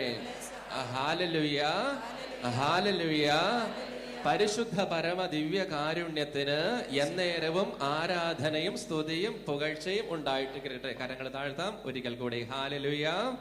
അതുകൊണ്ട് മക്കളെ, പരിശുദ്ധാത്മാവിന്റെ സഹായത്താൽ മാത്രമേ ഈ വിശ്വാസത്തിന്റെ രഹസ്യത്തിന്റെ ചുരുളഴിക്കാനായിട്ട് കഴിയുള്ളൂ. അതുകൊണ്ട് ഇനി ഒരു 45-50 മിനിറ്റും കൂടെ നമുക്കുണ്ട്. ഇനിയുള്ള 50 മിനിറ്റ് ഞാൻ പറയുന്നത് പോലെ എന്റെ പ്രിയപ്പെട്ട മക്കൾ ഇരിക്കണം. സ്വരം ഉയർത്തി പറഞ്ഞേ ഹല്ലേലൂയ, ഉറക്കെ പറഞ്ഞോ ഹല്ലേലൂയ. അതായത് പരിശുദ്ധ പിതാവ് വാഴ്ത്തപ്പെട്ട ജോൺ പോൾ രണ്ടാമൻ മാർപ്പാപ്പയുടെ നാഥ ഞങ്ങളോടൊപ്പം വസിച്ചാലും എന്നുള്ള അപ്പസ്തോലിക പ്രബോധനം അനുസരിച്ച് നമ്മൾ ആരും പരിശുദ്ധ കുർബാനയെ കുറിച്ച് പഠിപ്പിക്കാൻ ആളല്ല. ഈ അപ്പസ്തോലിക എക്സോട്ടേഷന്റെ വെളിച്ചത്തിൽ വിശുദ്ധ കുർബാനയെ കുറിച്ച് പഠിപ്പിക്കാൻ ഞാൻ ആളല്ല. അത് പരിശുദ്ധ പിതാവ് വാഴ്ത്തപ്പെട്ട ജോൺ പോൾ രണ്ടാമൻ മാർപ്പാപ്പ പറയുക. അതോടൊപ്പം തന്നെ പരിശുദ്ധ പിതാവ് പറയുകയാണ്, വിശുദ്ധ കുർബാനയെ കുറിച്ച് പഠിക്കാനും നിങ്ങളെ കൊണ്ട് കഴിയില്ല. ഇപ്പൊ എളുപ്പമായി, എങ്ങനെയാലും ഇരുന്നാൽ മതിയല്ലോ. ഉറക്കെ എന്ന് പറഞ്ഞേ ഹല്ലേലൂയ. അതായത് ഞാൻ പറയുന്ന പോലെ നിങ്ങൾ ഇരിക്കണം. ഞാൻ ഇവിടെ വിശുദ്ധ കുർബാനയെ കുറിച്ച് പഠിപ്പിക്കാൻ അല്ല നിൽക്കുന്നത്. നിങ്ങൾ വിശുദ്ധ കുർബാനയെ കുറിച്ച് പഠിക്കാനുമല്ല ഇരിക്കുന്നത്. അപ്പൊ എന്തിനു വേണ്ടി ഇരിക്കണത്? ഒരു ദിവസത്തെ വെറുതെ കാശ് പോയല്ലോ എന്ന് ചിന്തിക്കരുത്. ഞാനിവിടെ വിശുദ്ധ കുർബാനയെ കുറിച്ച് പഠിപ്പിക്കാനല്ല, നിങ്ങൾ വിശുദ്ധ കുർബാനയെ കുറിച്ച് പഠിക്കാനുമല്ല ഇരിക്കുന്നത്. ഈ ഒരു ക്ലാസ്സിന് വേണ്ടി മാത്രം. പിന്നെ എന്തിനു വേണ്ടി ഇരിക്കുന്നത് വെച്ചാൽ നമ്മൾ ഒരുമിച്ച് ചേർന്ന് ഒരു കുർബാനയിൽ നമ്മൾ പങ്കെടുക്കുക. മനസ്സിലായോ? അപ്പൊ ഇവിടെ എന്ത് നടക്കുന്നു എന്ന് ചോദിച്ചാൽ ഇവിടെ ഒരു കുർബാനയാണ് നടക്കുന്നത്. സ്വരം ഉയർത്തി പറഞ്ഞേ ഹല്ലേലൂയ. ഞാൻ പറയുന്ന പോലെ ഫോളോ ചെയ്താലേ മനസ്സിലാവുള്ളൂ കേട്ടോ. ഞാൻ പറയുന്ന മെത്തേഡ് തന്നെ നിങ്ങൾ കീപ്പ് ചെയ്യണം. എതിർ സ്പിരിറ്റോടുകൂടി നിങ്ങൾ ഇരിക്കില്ല. പിന്നെ താൻ എന്നാത്തിനാ വന്നത് എന്ന് ചോദിക്കരുത്. 1 മണി കഴിഞ്ഞ് സൂചിച്ചേ വരുള്ളൂ. അതുകൊണ്ട് ആ സമയം മുഴുവൻ ഞാൻ ഇവിടെ ഉണ്ടാവും. ഉറക്കെ ഹല്ലേലൂയ. അപ്പൊ ഇങ്ങനെ ചിന്തിക്കണം, നമ്മൾ കുർബാനയെ കുറിച്ച് ഞാൻ പഠിപ്പിക്കുന്നില്ല, നിങ്ങൾ കുർബാനയെ കുറിച്ച് പഠിക്കുന്നുമില്ല. എളുപ്പമായി, അതുകൊണ്ട് ഫ്രീ ആയിട്ടിരിക്കാം. മറിച്ച് നമ്മൾ ഒരുമിച്ച് ഒരു വിശുദ്ധ കുർബാനയിൽ നമ്മൾ പങ്കെടുക്കാം. അതായത് അല്പസമയം മുമ്പ് ഇവിടെ ഒരു പരിശുദ്ധ കുർബാനയുടെ ആഘോഷം നടന്നപ്പം ആ കുർബാനയിൽ നമ്മൾ എങ്ങനെ പങ്കെടുത്തുവോ, ആ കുർബാനയിൽ പങ്കെടുത്തപ്പോൾ ഏതൊരു പ്രാർത്ഥന അനുഭവത്തിലാണോ നമ്മളിരുന്നത്, ആ ഒരു മാനസിക അവസ്ഥ മാത്രമേ ഞാൻ നിങ്ങളിൽ നിന്ന് പ്രതീക്ഷിക്കുന്നുള്ളൂ. ഒന്നും കൂടെ പറഞ്ഞേ ഹല്ലേലൂയ. ഇതൊന്നും പോരാ കേട്ടോ, ഹല്ലേലൂയ. അപ്പൊ ഒരു കുർബാനയിൽ നമ്മൾ പങ്കെടുക്കുക. അപ്പൊ ആ ഒരു സ്പിരിറ്റോട് കൂടി ആ ഒരു അനുഭവത്തോടെ മക്കളിരിക്കണം. അതാണ് പരിശുദ്ധ പിതാവ് വാഴ്ത്തപ്പെട്ട ജോൺ പോൾ രണ്ടാമൻ മാർപ്പാപ്പ നാഥ ഞങ്ങളോടൊപ്പം വസിച്ചാലും എന്നുള്ള അപ്പസ്തോലിക ലേഖനത്തിൽ പറഞ്ഞു, പരിശുദ്ധ കുർബാനയിൽ നിന്നും മാത്രമേ പരിശുദ്ധ കുർബാനയെ മനസ്സിലാക്കാനായിട്ട് കഴിയുള്ളൂ. നിങ്ങൾക്ക് എന്തേരം മനസ്സിലാകും എന്നെനിക്ക് സംശയമുണ്ട്. മനസ്സിലാക്കാൻ വളരെ എളുപ്പത്തിനാണ് ഈ രീതിയിൽ പറയുന്നത്. പരിശുദ്ധ പിതാവ് വാഴ്ത്തപ്പെട്ട ജോൺ പോൾ രണ്ടാമൻ മാർപ്പാപ്പ നാഥ ഞങ്ങളോടൊപ്പം വസിച്ചാലും എന്നുള്ള അപ്പസ്തോലിക ലേഖനത്തിൽ പറയുകയാണ്, പരിശുദ്ധ കുർബാനയിൽ നിന്നും മാത്രമേ പരിശുദ്ധ കുർബാനയെ മനസ്സിലാക്കാനായിട്ട് പറ്റുകയുള്ളൂ. അതുകൊണ്ട് അച്ഛൻ പറഞ്ഞത്, ഇവിടെ ഒരു കുർബാനയിൽ നമ്മൾ പങ്കെടുക്കുന്ന അനുഭവത്തോടെ ഇരിക്കുമ്പം ഈ കുർബാനയുടെ നടുവിൽ വിശുദ്ധ കുർബാനയെ ഞാനൊന്ന് എക്സ്പ്ലെയിൻ ചെയ്യാനായിട്ട് പരിശ്രമിക്കാം. അപ്പൊ ഇത് മലയാളികളോട് ഞാൻ പ്രസംഗം പറയുന്നത് കൊണ്ട് പഠിപ്പിക്കേണ്ടത്, നിങ്ങൾ ആരും തെറ്റിദ്ധരിക്കരുത്. സീറോ മലബാർ ലിറ്റർജി പഠിപ്പിക്കാനാണ് ഞാൻ നിൽക്കുന്നത്. നോ, ഒരിക്കലും അല്ല. ഞാൻ സീറോ മലബാർ കുർബാന ഏതെന്നോ മലങ്കര കാത്തലിക്കിന്റെ കുർബാന എന്തെന്നോ ലാറ്റിൻ കാത്തലിക് കുർബാന എന്തെന്നോ അല്ല ഞാൻ പഠിക്കുന്നത്. ആഗോള കത്തോലിക്ക സഭയുടെ വിശുദ്ധ കുർബാനയുടെ ദൈവശാസ്ത്ര ചിന്തകൾ പരിശുദ്ധ പിതാവിന്റെ അപ്പസ്തോലിക ലേഖനത്തിന്റെയും ചാക്രിക ലേഖനത്തിന്റെയും വെളിച്ചത്തിൽ പറയും. അതുകൊണ്ട് എല്ലാവർക്കും ഒരുപോലെ ബാധകം. ഇത് സ്വരം ഉയർത്തി പറഞ്ഞേ ഹല്ലേലൂയ. ഇത് പോരല്ലോ, ഉറക്കെ ഹല്ലേലൂയ. അതുകൊണ്ട് നമുക്ക് പഠിക്കാം എന്താ പരിശുദ്ധ കുർബാന എന്നത്. അപ്പൊ പരിശുദ്ധ കുർബാന എന്ന വാക്കിന്റെ ഇംഗ്ലീഷ് പദത്തിലേക്ക് പോകണം. കുർബാന എന്താന്ന് മനസ്സിലാക്കണമെങ്കിൽ കുർബാന എന്ന വാക്കിന്റെ ഇംഗ്ലീഷ് പദം നമുക്കറിയാം, യൂക്കറിസ്റ്റ് എന്നാണ്. ഹോളി യൂക്കറിസ്റ്റ്, പരിശുദ്ധ കുർബാന അല്ലെ, നമുക്കറിയാവുന്ന ഹോളി യൂക്കറിസ്റ്റ്. ഇനി ഈ വാക്കിന്റെ അർത്ഥം എന്തെന്ന് നമ്മൾ കണ്ടുപിടിച്ചാൽ കുർബാന എന്താന്ന് മനസ്സിലാകും. ഇപ്പൊ നമ്മളെല്ലാവരും ഇന്റർനെറ്റിലൂടെയും ഗൂഗിളിലൂടെ ഒരുപാട് കാര്യങ്ങൾ പഠിക്കുന്നവരായതുകൊണ്ട് നിങ്ങൾ വീട്ടിൽ ചെന്നതിന് ശേഷം ഞാൻ പറയുന്ന കാര്യം നിങ്ങൾ പഠിക്കാം. അതായത് യൂക്കറിസ്റ്റ് എന്ന വാക്കിന് ഗൂഗിൾ കൊടുത്തിരിക്കുന്ന അർത്ഥം സെർച്ച് ചെയ്താൽ നമുക്ക് കിട്ടുന്ന അർത്ഥം താങ്ക്സ് ഗിവിംഗ് പ്രയർ എന്ന്. യൂക്കറിസ്റ്റ് എന്ന പദത്തിന് ഗൂഗിൾ കൊടുത്തിരിക്കുന്ന അർത്ഥം it is a thanksgiving prayer. ഇനി അത്രയും മാത്രം ഇംഗ്ലീഷ് ചിന്തിച്ചിട്ട് ഇതിനെ നമ്മുടേതായ ഭാഷയിലേക്ക് നമുക്ക് കൊണ്ടുവരാം. ഹോളി യൂക്കറിസ്റ്റ് എന്ന് പറഞ്ഞാൽ പരിശുദ്ധ കുർബാന. ഇനി യൂക്കറിസ്റ്റ് എന്ന പദത്തിന്റെ അർത്ഥം താങ്ക്സ് ഗിവിംഗ് പ്രയർ എന്നാണെങ്കിൽ ഇനി അതിനെ ഒന്ന് മലയാളത്തിലേക്ക് കൊണ്ടുവന്നാൽ അല്ലെങ്കിൽ മലയാളീകരിച്ചാൽ അല്ലെങ്കിൽ മലയാളത്തിലേക്ക് ട്രാൻസ്ലേറ്റ് ചെയ്താൽ താങ്ക്സ് ഗിവിംഗ് പ്രയർ സമം നന്ദിയുടെ പ്രാർത്ഥന എന്ന. സ്വരം ഉയർത്തി പറഞ്ഞേ ഹല്ലേലൂയ. ഇടത്തോട്ടും വലത്തോട്ടും നോക്കി ഒരു ഹല്ലേലൂയ പറഞ്ഞേ ഹല്ലേലൂയ. 5-6 ഹല്ലേലൂയായി. ആദ്യം വലതുവശത്തോട്ട് നോക്കിയേ, വലത്തോട്ട് നോക്ക്, എന്നിട്ട് പറഞ്ഞേ ഹല്ലേലൂയ. ഇനി ഇടത്തോട്ട് നോക്കിയേ, എന്നിട്ട് പറഞ്ഞേ ഹല്ലേലൂയ. നമ്മളൊക്കെ വലതുവശത്തോട്ട് ചിന്തിക്കുന്ന നല്ലത്, അതുകൊണ്ടാണ് കേട്ടോ. ഉറക്കെ ഹല്ലേലൂയ. ഇപ്പൊ പറയാണ് വിശുദ്ധ കുർബാന എന്ന് പറഞ്ഞാൽ ആ വാക്കിന്റെ അർത്ഥം തന്നെ നന്ദി പറയുക എന്നാണ്. ശ്രദ്ധിക്കണം, വളരെ ശ്രദ്ധയോടെ ഇരുന്നാലേ അച്ഛൻ പറയുന്ന ചിന്ത നിങ്ങൾക്ക് ഉൾക്കൊള്ളാനായിട്ട് വഴിയുള്ളൂ. ഒരു ചിന്ത വിട്ട് കളഞ്ഞാൽ അടുത്തത് നിങ്ങൾക്ക് മനസ്സിലാവില്ല. ഇറ്റ് ഇസ് എ കണ്ടിന്യൂസ് ആയിട്ടുള്ളൊരു ചിന്തയാണ് പറയുന്നത്. അപ്പൊ ആദ്യം നമ്മൾ പഠിക്കുന്ന ഇതാണ്, കുർബാന എന്ത് എന്ന് ചോദിച്ചാൽ ഒറ്റ ഉത്തരേ നമുക്ക് കൊടുക്കാൻ പറ്റുള്ളൂ, ഇത് നന്ദി പറയണം. നമ്മളോട് ആരെങ്കിലും ചോദിക്കുക നീ അർപ്പിക്കുന്ന കുർബാന എന്താ, അല്ലെങ്കിൽ അറിയില്ലാത്ത ഒരുവൻ നമ്മളോട് ചോദിക്കുക നിങ്ങളൊക്കെ എല്ലാ ദിവസവും പങ്കെടുക്കാൻ പോകുന്ന അല്ലെങ്കിൽ എല്ലാ ഞായറാഴ്ചകളിലും ഒക്കെ പങ്കെടുക്കുന്ന കുർബാന എന്ത് എന്ന് ചോദിച്ചാൽ നമുക്ക് അറിയില്ലാത്ത ഒരുവന് കൊടുക്കാൻ പറ്റുന്ന ഏറ്റവും സിമ്പിളായ ഒരു നിർവചനമാണ്, ഇത് നന്ദി പറയുന്ന സമയമാണ്. ആരോട് നന്ദി പറയുന്നു? ദൈവത്തോട് നന്ദി പറയുന്നു. ആര് വഴി നന്ദി പറയുന്നു? പുത്രനായ യേശു വഴി നന്ദി പറയുന്നു. സ്വരം ഉയർത്തിക്ക് ഒരിക്കൽ കൂടി ഹല്ലേലൂയ. അപ്പൊ ഇങ്ങനെ ചിന്തിക്കണം, കുർബാന എന്ന് പറഞ്ഞാൽ ഇത് നന്ദിയുടെ പ്രാർത്ഥനയാണ് പരിശുദ്ധ കുർബാന. അതായത് എൻ്റെ ജീവിതത്തിൽ ഈ ദിവസം എനിക്ക് നന്ദി പറയാനുള്ള ഏറ്റവും മനോഹരമായ സമയമാണ് പരിശുദ്ധ കുർബാനയുടെ സമയം. ഇനി നിങ്ങൾ ചിന്തിച്ചേ, ഇനി നിങ്ങളുടെ ചിന്തയിലേക്ക് വന്നേ, അല്പസമയം മുമ്പ് നമ്മൾ 1 മണിക്കൂർ ലിറ്റർജിയിൽ ആരാധനയിൽ നമ്മൾ പങ്കെടുത്തു, അതായത് പരിശുദ്ധ കുർബാനയിൽ പങ്കെടുത്തു. നമ്മൾ എത്ര പേര് ദൈവത്തെ പ്രൈസ് ചെയ്തു? നമ്മളെ കുർബാനയുടെ ആരംഭത്തിൽ എത്ര പേര് നമ്മളെ ദൈവത്തിന് നന്ദി പറഞ്ഞു? ദൈവമേ, ഇതാ ഏറ്റവും നന്ദിയുടെ സമയമായത്, ഞാൻ നിനക്ക് നന്ദി പറയുക. അതിലപ്പുറത്തേക്ക് ഈ കുർബാനയിൽ നമ്മൾ സമർപ്പിച്ച കാര്യങ്ങൾ മറ്റൊന്ന്. നമ്മൾ സമർപ്പിച്ച എന്താ? മുഴുവനും കുറെ യാചനകൾ നമ്മൾ സമർപ്പിച്ചു, ഇല്ലേ? ഞാൻ പറയുന്നത് ശരി, നമ്മൾ കുറെ യാചനകൾ സമർപ്പിച്ചു. യാചന സമർപ്പിക്കണം. അതായത് കുരിശിൽ കിടന്നുകൊണ്ടുള്ള യേശുവിന്റെ പ്രാർത്ഥനയുടെ ഒരു ഭാഗം മാത്രമേ നമ്മൾ പ്രാർത്ഥിക്കുള്ളൂ. അതായത് പിതാവെ കഴിയുമെങ്കിൽ അതായത് ഗസമൻ തോട്ടത്തിൽ വെച്ച് പ്രാർത്ഥിച്ചു വിടുന്ന ഈശോ പറഞ്ഞു, പിതാവെ കഴിയുമെങ്കിൽ ഈ പാനപാത്രം എന്നിൽ നിന്നും മാറ്റണമേ. അടുത്ത ഭാഗം നമ്മൾ ബോധപൂർവ്വം വിട്ടുകളയും. അടുത്ത പ്രാർത്ഥന, യേശുവിന്റെ പ്രാർത്ഥന ഏതാ? എങ്കിലും എന്റെ ഇഷ്ടമല്ല നിന്റെ ഇഷ്ടം നിറവേറട്ടെ. നമ്മൾ ഈ ഭാഗത്ത് നമ്മളൊരു കൺവേർഷൻ നടത്തും, ഒരു മാറ്റം നടത്തും. എങ്കിലും നിന്റെ ഇഷ്ടമല്ല എന്റെ ഇഷ്ടം നിറവേറട്ടെ. അതായത് ഞാൻ ഇന്ന് എന്റെ ജോലിയിൽ അത് സ്ഥിരമായിട്ട് എനിക്ക് ഒരു അസ്വസ്ഥത ഉണ്ടാവരുത്, എന്റെ കാര്യങ്ങൾക്ക് ഒരു കുറവ് സംഭവിക്കരുത്. ഇതാണ് നമ്മുടെ കുർബാനയിലെ നമ്മുടെ ഇന്റൻഷൻ മുഴുവനും എന്ന് പറയുന്നത്. നമ്മുടെ ഇന്റൻഷന് മുഴുവനും യാചനകളായി, പ്രാർത്ഥനകളായി കുർബാനയെ നമ്മൾ അങ്ങ് അധപ്പതിപ്പിക്കും. ഉച്ചത്തിലെന്ന് പറഞ്ഞേ ഹല്ലേലൂയ, സ്വരമുയർത്തേ ഹല്ലേലൂയ. ഈ യാചനകൾ മാത്രമായി കുർബാനയെ സമർപ്പിക്കുമ്പോൾ കുർബാന എനിക്ക് അനുഭവമാകുന്നില്ല. ഈ യാചന കഴിഞ്ഞാൽ നേരിട്ട് പോവുക. കാരണം ദൈവഹിതം എന്തെന്ന് ഞാൻ തിരിച്ചറിയാനായിട്ട് ഇവിടെ നിൽക്കണില്ല.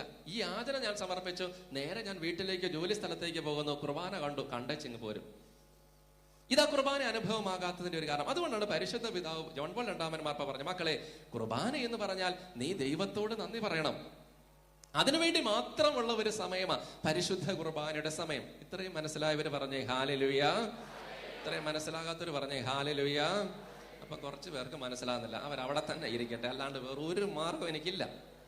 ശ്രദ്ധിക്കണില്ല. അതായത് ഞാൻ എന്നാ പറഞ്ഞാലും വിളിച്ചു പറഞ്ഞുകൊണ്ടിരിക്കുക. അങ്ങനെ ചെയ്യരുത് കേട്ടോ. സോജിയച്ചനോട് ഞാൻ ഇതെല്ലാം പറഞ്ഞേ പോവുള്ളൂ. ഉറക്കെ പറഞ്ഞു ഹല്ലേലൂയ. വിഷമം കൂടാതെ സന്തോഷത്തോടെ പറഞ്ഞേ ഹല്ലേലൂയ. അപ്പൊ ഞാൻ പറഞ്ഞു, കുർബാന എന്ന് പറഞ്ഞാൽ ഇത് നന്ദി പറഞ്ഞ് ദൈവത്തെ സ്തുതിക്കാനുള്ള ഏറ്റവും മനോഹരമായ പ്രാർത്ഥന. വളരെ ഏറ്റവും ഷോർട്ടായിട്ട് പറഞ്ഞാൽ കുർബാന സമം നന്ദിയുടെ പ്രാർത്ഥനയാണ് കുർബാന. ഇത്രയും മനസ്സിലാക്കാൻ ഒരു ബുദ്ധിമുട്ടുമില്ല. കുർബാന എന്തെന്ന് ചോദിച്ചാൽ ഒറ്റ വാക്കിൽ ഉത്തരം കൊടുക്കാം, ഇത് നന്ദിയുടെ പ്രാർത്ഥനയാണ് പരിശുദ്ധ കുർബാന. ഇനി അങ്ങനെയെങ്കിൽ നന്ദിയുടെ പ്രാർത്ഥനയായി കുർബാനയെ മാറ്റണമെങ്കിൽ പരിശുദ്ധ പിതാവ് ജോൺ പോൾ രണ്ടാമൻ മാർപ്പാപ്പ നമ്മളെ പഠിപ്പിക്കുന്ന ചില ചിന്തകളിലേക്ക് നമ്മൾ പോകണം. അതായത് നമ്മുടെ ചിന്ത ഇതാണ്, ഈ ബലിപീഠത്തിൽ സന്നിഹിതനാകുന്ന യേശുവിനെ മനസ്സിലാക്കണം, വേണ്ടേ? അതായത് ഈ തിരുവോസ്തി ഉയർത്തുമ്പോൾ ഇത് എന്റെ ശരീരമാണ് എന്ന് പറയുമ്പോൾ അതിനകത്ത് യേശുവിനെ അനുഭവിക്കാനായിട്ട് കഴിയുന്നവരായി തീരണം. അതായത് ഈ ബലിപീഠത്തിലുള്ള യേശുവിന്റെ സാന്നിധ്യം കുർബാനയിൽ എനിക്ക് കിട്ടണം. അത് കിട്ടണമെങ്കിൽ പരിശുദ്ധ പിതാവ് ജോൺ പോൾ രണ്ടാമൻ മാർപ്പാപ്പ 2004 അതായത് ദിവ്യകാരുണ്യ വർഷത്തോടനുബന്ധിച്ച് പരിശുദ്ധ പിതാവ് 2004 ജോൺ പോൾ രണ്ടാമൻ മാർപ്പാപ്പ പുറപ്പെടുവിച്ച ഒരു അപ്പസ്തോലിക എക്സ്കോട്ടേഷൻ ഉണ്ട്, അപ്പസ്തോലിക ലേഖനമുണ്ട്. ഇതിനകത്ത് പരിശുദ്ധ പിതാവ് പറയുന്നത് ഇങ്ങനെയാണ്, ഈ ബലിപീഠത്തിലുള്ള യേശുവിനെ നിനക്ക് അനുഭവിക്കണമെങ്കിൽ ജോൺ പോൾ രണ്ടാമൻ മാർപ്പാപ്പ പറയുകയാണ്, ഈ പരമരഹസ്യത്തിന്റെ മുമ്പിൽ നിൽക്കുമ്പോൾ നിന്റെ ബുദ്ധിയുടെയും യുക്തിയുടെയും പരിമിതി നീ മനസ്സിലാക്കും. ജോൺ പോൾ സെക്കൻഡിന്റെ വാക്കുകൾ അതേപടി ഞാൻ പറയും മലയാളത്തിൽ. ജോൺ പോൾ രണ്ടാമൻ മാർപ്പാപ്പ പറയുകയാണ്, ഈ ബലിപീഠത്തിന്റെ മുമ്പിൽ നിൽക്കുമ്പോൾ, അതായത് കുർബാനയുടെ മുമ്പിൽ നിൽക്കുമ്പോൾ ഒരു കാര്യം നിനക്ക് ബോധ്യപ്പെടും. എന്താ ബോധ്യപ്പെടുന്നത്? നിന്റെ യുക്തി കൊണ്ടോ ബുദ്ധി കൊണ്ടോ എത്രമാത്രം പരിശ്രമിച്ചാലും പരിശുദ്ധ കുർബാനയിലുള്ള യേശുവിനെ നിനക്ക് മനസ്സിലാക്കാനായിട്ട് കഴിയില്ല. ഉച്ചത്തിലൊന്ന് പറഞ്ഞേ ഹല്ലേലൂയ. ദൈവാനുഗ്രഹത്താൽ ആർക്കും പിടി കിട്ടുന്നില്ല എന്ന് എനിക്ക് ഉറപ്പുണ്ട്. ജോൺ പോൾ രണ്ടാമൻ മാർപ്പാപ്പ പറയും ഇങ്ങനെയാണ്, ഈ കുർബാനയിൽ നീ പങ്കെടുക്കാൻ നിൽക്കുമ്പോൾ, അതായത് കുർബാനയുടെ മുമ്പിൽ നിൽക്കുമ്പോൾ ഒരു കാര്യം നിനക്ക് അന്നേരം ബോധ്യപ്പെടും. ആ ബോധ്യപ്പെടുന്ന കാര്യം ഇതാണ്, നിന്റെ ബുദ്ധിയും യുക്തിയും പരിമിതമാണ്. എന്ത് പരിമിതമാണ്? ഈ ബലിപീഠത്തിൽ അവതരിക്കുന്ന യേശുവിനെ മനസ്സിലാക്കാൻ. ഇത്രയും മനസ്സിലാക്കാൻ ബുദ്ധിമുട്ടില്ല എന്ന് എനിക്കറിയാം. അതായത് ഈ ബലിപീഠത്തിൽ സന്നിഹിതനാകുന്ന യേശുവിനെ നിന്റെ ബുദ്ധി കൊണ്ടോ യുക്തി കൊണ്ടോ എത്രമാത്രം പരിശ്രമിച്ചാലും ഈ ബലിപീഠത്തിൽ കുർബാന മധ്യേ സന്നിഹിതനാകുന്ന യേശുവിനെ നിനക്ക് കണ്ടെത്താൻ കഴിയില്ല. കാരണം ബുദ്ധിക്ക് അതീതമാണ്, നമ്മുടെ ചിന്തകൾക്ക് അതീതമാണ് യേശുവിന്റെ സാന്നിധ്യം. സ്വരം ഉയർത്തി പറഞ്ഞേ ഹല്ലേലൂയ. ഉച്ചത്തിൽ പറയാം ഹല്ലേലൂയ. നല്ല സന്തോഷത്തോടെ പറഞ്ഞേ ഹല്ലേലൂയ. അതുകൊണ്ട് ജോൺ പോൾ രണ്ടാമൻ മാർപ്പാപ്പ ഇങ്ങനെ പറയുന്നു, പരിശുദ്ധ കുർബാനയിൽ നിന്നും മാത്രമേ പരിശുദ്ധ കുർബാനയെ മനസ്സിലാവുകയുള്ളൂ. കണ്ണ് തുറന്നെന്ന് പറഞ്ഞേ ഹല്ലേലൂയ. അത് തന്നെ ഉറക്കെ ഹല്ലേലൂയ. കണ്ണടച്ചാലും ചെവി കേൾക്കും അല്ലേ? ഉറക്കെ പറഞ്ഞോ ഹല്ലേലൂയ. ഇപ്പൊ ജോൺ പോൾ രണ്ടാമൻ മാർപ്പ പറയുന്നത് എങ്ങനെയാണ്? പരിശുദ്ധ കുർബാനയിൽ നിന്ന് മാത്രമേ കുർബാനയെ മനസ്സിലാക്കാൻ, കുർബാനയിലുള്ള യേശുവിനെ മനസ്സിലാക്കാൻ പറ്റുകയുള്ളൂ. നിങ്ങൾക്ക് ഇത് മനസ്സിലാക്കാൻ സ്വല്പം ബുദ്ധിമുട്ടുള്ള ചിന്തയായതുകൊണ്ട്, വലിയൊരു ഗ്രൂപ്പ് ആയതുകൊണ്ട് ആണെങ്കിൽ പോലും ഞാനൊരു നിസ്സാര ഉദാഹരണം പറയാം. നിങ്ങൾ എന്നെ പോലെ ഫോളോ ചെയ്യണം, എന്റെ കൂടെ തന്നെ നിങ്ങൾ ഫോളോ ചെയ്യണം. അതായത് ഈ സ്റ്റേജിന്റെ ഈ പുറകിലിരിക്കുന്ന സക്കറാരി നമുക്കറിയാം. നമ്മളിപ്പോ ഇതിൽ നടുവിലൂടെ വരുന്നൊരു ആചാരം ചെയ്തു പോകുന്നു. എന്തുകൊണ്ടാണ് നമ്മൾ ആചാരം ചെയ്യുന്നത്? രാവിലെ ശുശ്രൂഷയിലൂടെ കയറിയപ്പോ ആരും ഇങ്ങനെ കുനിയണ കണ്ടില്ല. ഇപ്പൊ നിങ്ങൾ ഇറങ്ങി പോവാണെങ്കിൽ നിങ്ങൾ ആചാരം ചെയ്തിട്ടാ പോകുന്നത്. എന്തുകൊണ്ടാണ് ഈ സക്രാരിന്റെ മുമ്പിൽ നിങ്ങൾ ആചാരം ചെയ്യുന്നതിന്റെ കാരണം എന്താ? യേശുവിന്റെ പ്രസൻസ് ഉണ്ട് എന്ന് പറയാൻ സക്രാരിയിൽ ആരുണ്ട് എന്ന ഇതിനർത്ഥം. സക്രാരിയിൽ ആരാ ഉള്ളത്?